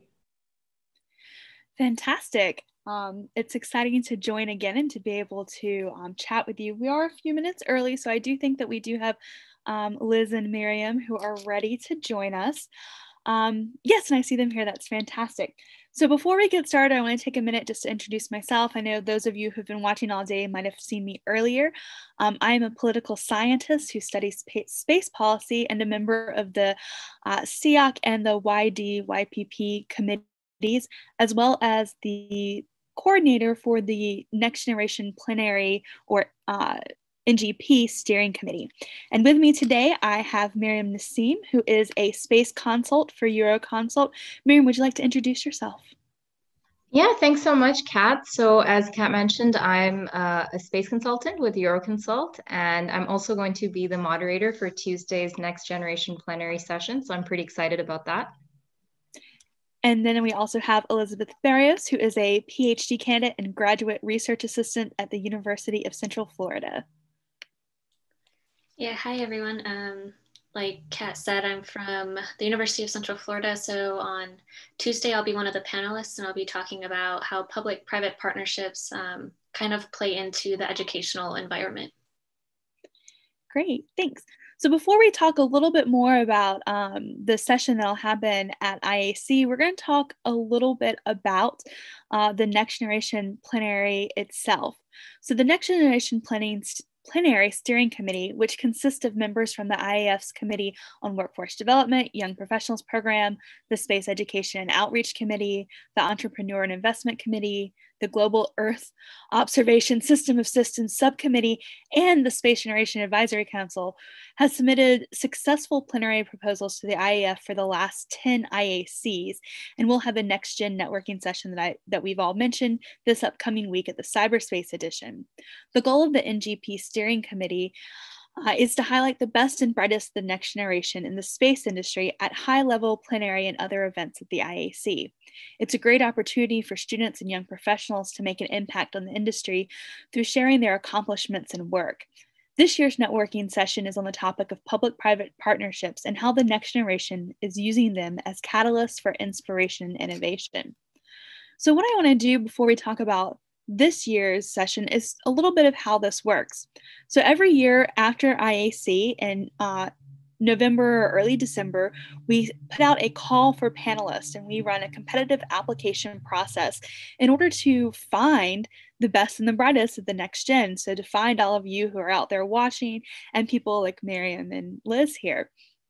This upcoming year, we're actually going to run 2 competitions simultaneously as we've been asked to submit multiple proposals. What this means is that one of those will hopefully be selected, and there's no guarantee, of course, because it is a competition every year and anyone can submit a plenary. But what we will hope is that one of those will be successfully selected as the next gen plenary, and then we'll commit to find another high-level home for the applicants for the other one. So either we'll submit it as a global networking session. We may do it as an YPP event during IAC. So we'll find a home for those other applicants. As I said, it's a competitive process. What happens is you first submit a brief 30-second video. We have a panelist of judges, usually 18 to 20 industry and academic specialists who review those. We down select to about 10 semifinalists who then submit a longer 3-minute video to us on the topic that we select for the plenaries. And then we select those to the final 4 to 5 panelists. This year, we actually had an incredibly competitive pool. We selected 5 panelists and then selected Miriam, whose application was just perfect when we were thinking in terms of moderators. We selected her from that application pool to be a moderator. So what I want to do is I want to give both Liz and Miriam a chance to just talk a little bit about that application process and how it was, and maybe some tips for getting through successfully if you're interested in showcasing your work.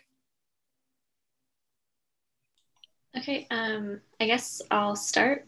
And my experience with the application process was, well, you have to submit videos of yourself. So the hardest part was finding a place where you looked somewhat professional and trying to fit in, you know, what you do, why you do it, and how it fits within a short period of time.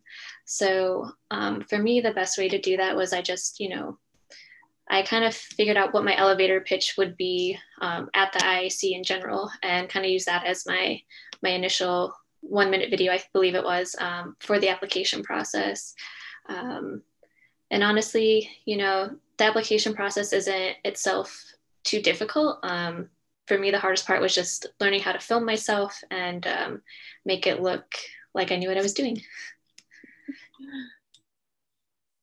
Yeah, thanks, Liz, for sharing that. My experience was quite similar. So, you know, going through the whole process as well. So starting with the initial round where I filled in basically the requirements for the prompts that they had, and then the follow-up, the next round where, as Liz mentioned, we were required to make a video. So it was important. Like, I think the tip I would have is to be authentic. Like, you may have a lot of experiences, but see, like, you know, the key points that you want to highlight, and then make sure it comes across authentically, like your interest and how PPPs. In this case, it was a topic of the panel for this NGP, like how PPPs were helping to drive the work you're doing forward. So, and as Liz mentioned, like it's not very challenging, the application process, but it's very competitive. So it's important to make sure you've put in the time and made the effort to make your application stand out from the other applicants. And I was very honored to be selected as a moderator.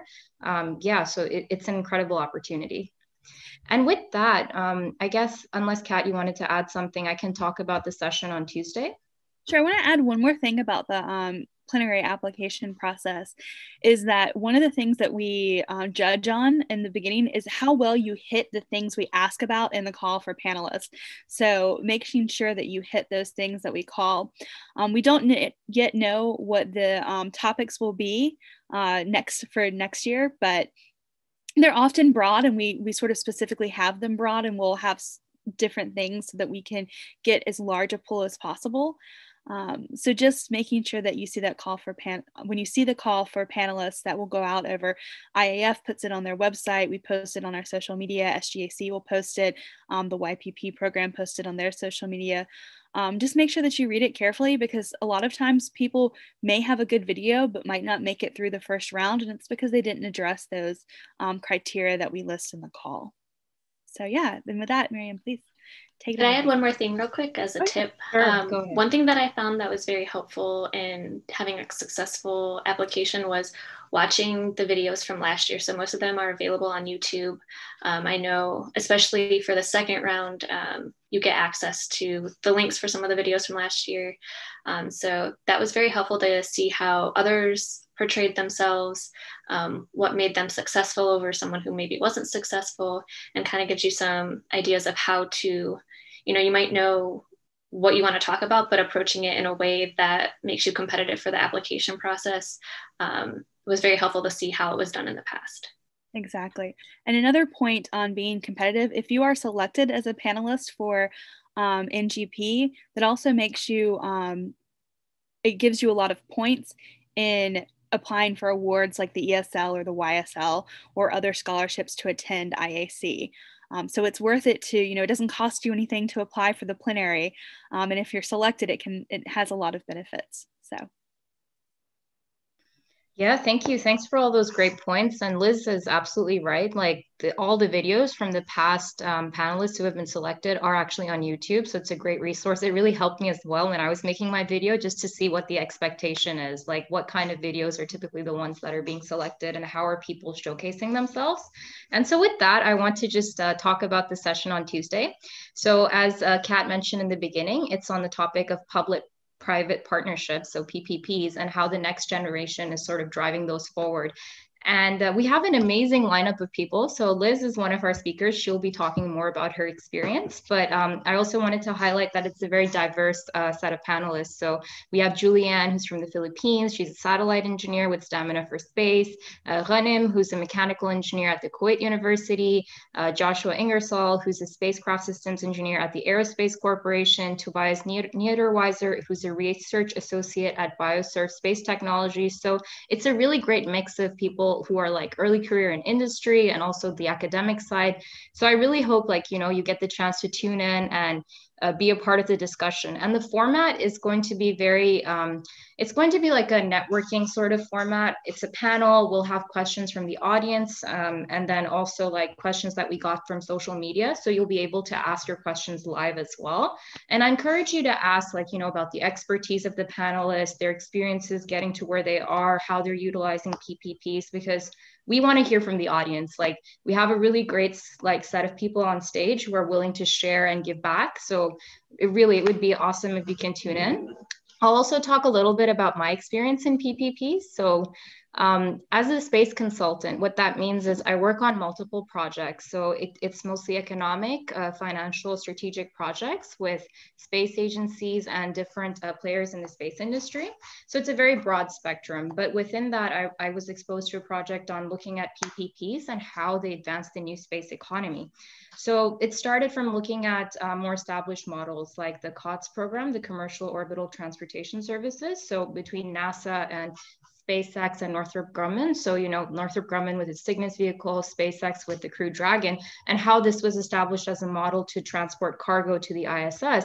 And also the success of that leading to the Commercial Crew Development Program, which was also with SpaceX, but Boeing as well, its Starliner project. So we actually saw the success of that earlier this year in May. So it was through the Commercial Crew Development Program that SpaceX sent astronauts for the first time since 2011 back to the ISS. So there are clear benefits. Like with PPPs, we can see the advantage of like the public entities like the government, NASA, working with private players to actually establish these different services and solutions, and like sharing the costs, the risks, but also the benefits of creating something like this. It was also interesting because on the flip side of that, I was looking at emerging space economies. So places like Japan and Luxembourg, and also how they were utilizing PPP. So it was a good lens on the ecosystem. And yeah, I'm very excited that I was able to share that in my application, and that I was given the opportunity to moderate the upcoming session where people like amazing panelists like Liz will be talking about what she does in PPPs. So with that, I'd like to hand it over to Liz so she can talk a little bit about that. Yeah, so my experience with PPPs is more, you know, instead of like a broad overview and organizing things like Miriam does, I'm more involved in like the hardcore science side of it. So within the university, there's always a chance to receive research grants through government organizations like NASA, or, you know, if you're in Europe, maybe ESA does similar things. And through that, you're able to do some pretty like cutting edge, very experimental research using like the expertise of NASA while also not costing them like a whole lot of time on their end. So they're able to expand their portfolios. And then us as grad students were able to be able to have access to knowledge that we wouldn't have had access to if we were just solely in like the school environment. So it's a really good partnership that you build there. You're both able to build off of each other. And then in terms of like the next, you know, generation, especially when you're an early career professional in a government organization, things tend to move slowly. So by being involved in some sort of public-private partnership, you really have the ability to jump in on very innovative things, and you might be able to have your foot in a bunch of different doors. So it keeps things very exciting. And so chances are you're probably going to stay with a company longer if you get to have that sort of access to a variety of different projects while, you know, not costing your company a whole bunch of money by doing so. Awesome, cool. Liz, did you want to share a little bit about like one of those projects in terms of like, I know it was mentioned you work in nanomaterials, a lot of exciting stuff. Did you want to share one of the projects that was developed under this model? Yeah, sure. So I guess I'll talk about, you know, the research that I do currently. And with that, what we're doing is we're building new thermoelectric materials. So new materials that can convert heat into electricity. So NASA has technologies that are pretty established. They work pretty well. And I'm sure the other space agencies also have similar technologies. But I've been able, through a public-private partnership, to introduce a completely new material that, you know, when I first started, nobody thought was going to work. And by having the support of NASA, while also being, you know, the flexibility of being a grad student, I've been able to show the potential for a new material that, you know, if you were just working in a government lab, you probably wouldn't have been able to have that much freedom to explore and to fail over and over again before coming up with a new solution. Cool. No, thank you for sharing that. That's really interesting. And we're so excited to hear more about this on Tuesday. I'm sure we're going to get a lot of questions about this. So yeah, Kat, I was wondering if you had any thoughts. Otherwise, we can then move towards the closing of the session. Yeah, I'm really excited for this, and I encourage everyone to join us to see this session. It is on Tuesday at the Cyberspace Edition. It is from 1700 to 1740 CEST. And we have, Miriam will talk about some exciting ways we have for you to get engaged. You can even meet the panelists beforehand. So I'll pass it over to you to close it out for us. Awesome. Thank you. Thank you, Kat. Thanks, Liz. And guys, so we're so excited to have you watching our panel on Tuesday. We have videos up already. So Liz mentioned like we have past videos from other panelists, but the videos of Liz and the current panelists who will be speaking on Tuesday are already up on YouTube. So get to know the panelists, check out the videos. Each of them has an individual video talking about their experience with PPPs, but there's also a combined video, which has like the expertise of all the panelists. So it's a great way to get to know them beforehand and to engage and be ready to ask your questions. And the way you can ask questions is we are currently soliciting questions on social media already. So you can use the hashtag AskNGP to ask the panelists your questions. And we'll be keeping a track of those and asking those questions from social media on the panel as well. So with that, I'd like to close and thank you all so much for, giving us the opportunity to share our experiences and get you excited about the panel on Tuesday.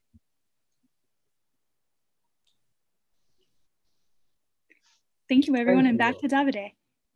Thank you, Catherine. Thank you very much. And again, join on Tuesday. You will see this amazing opportunity that Kat, Mariam, and Elizabeth show you. So we are almost at the end. Honestly, we are at the end with the closing session of this NextGen Summit. So you've seen there's been really lots of amazing activities, panels, space trivia quiz, as well as, again, opportunities to be part of the next generation. And of course, one of the statistics that we wanted to show you is that we had a 4 hours live session with more than 40 speakers, and 70% of them were women. So this is really a great achievement.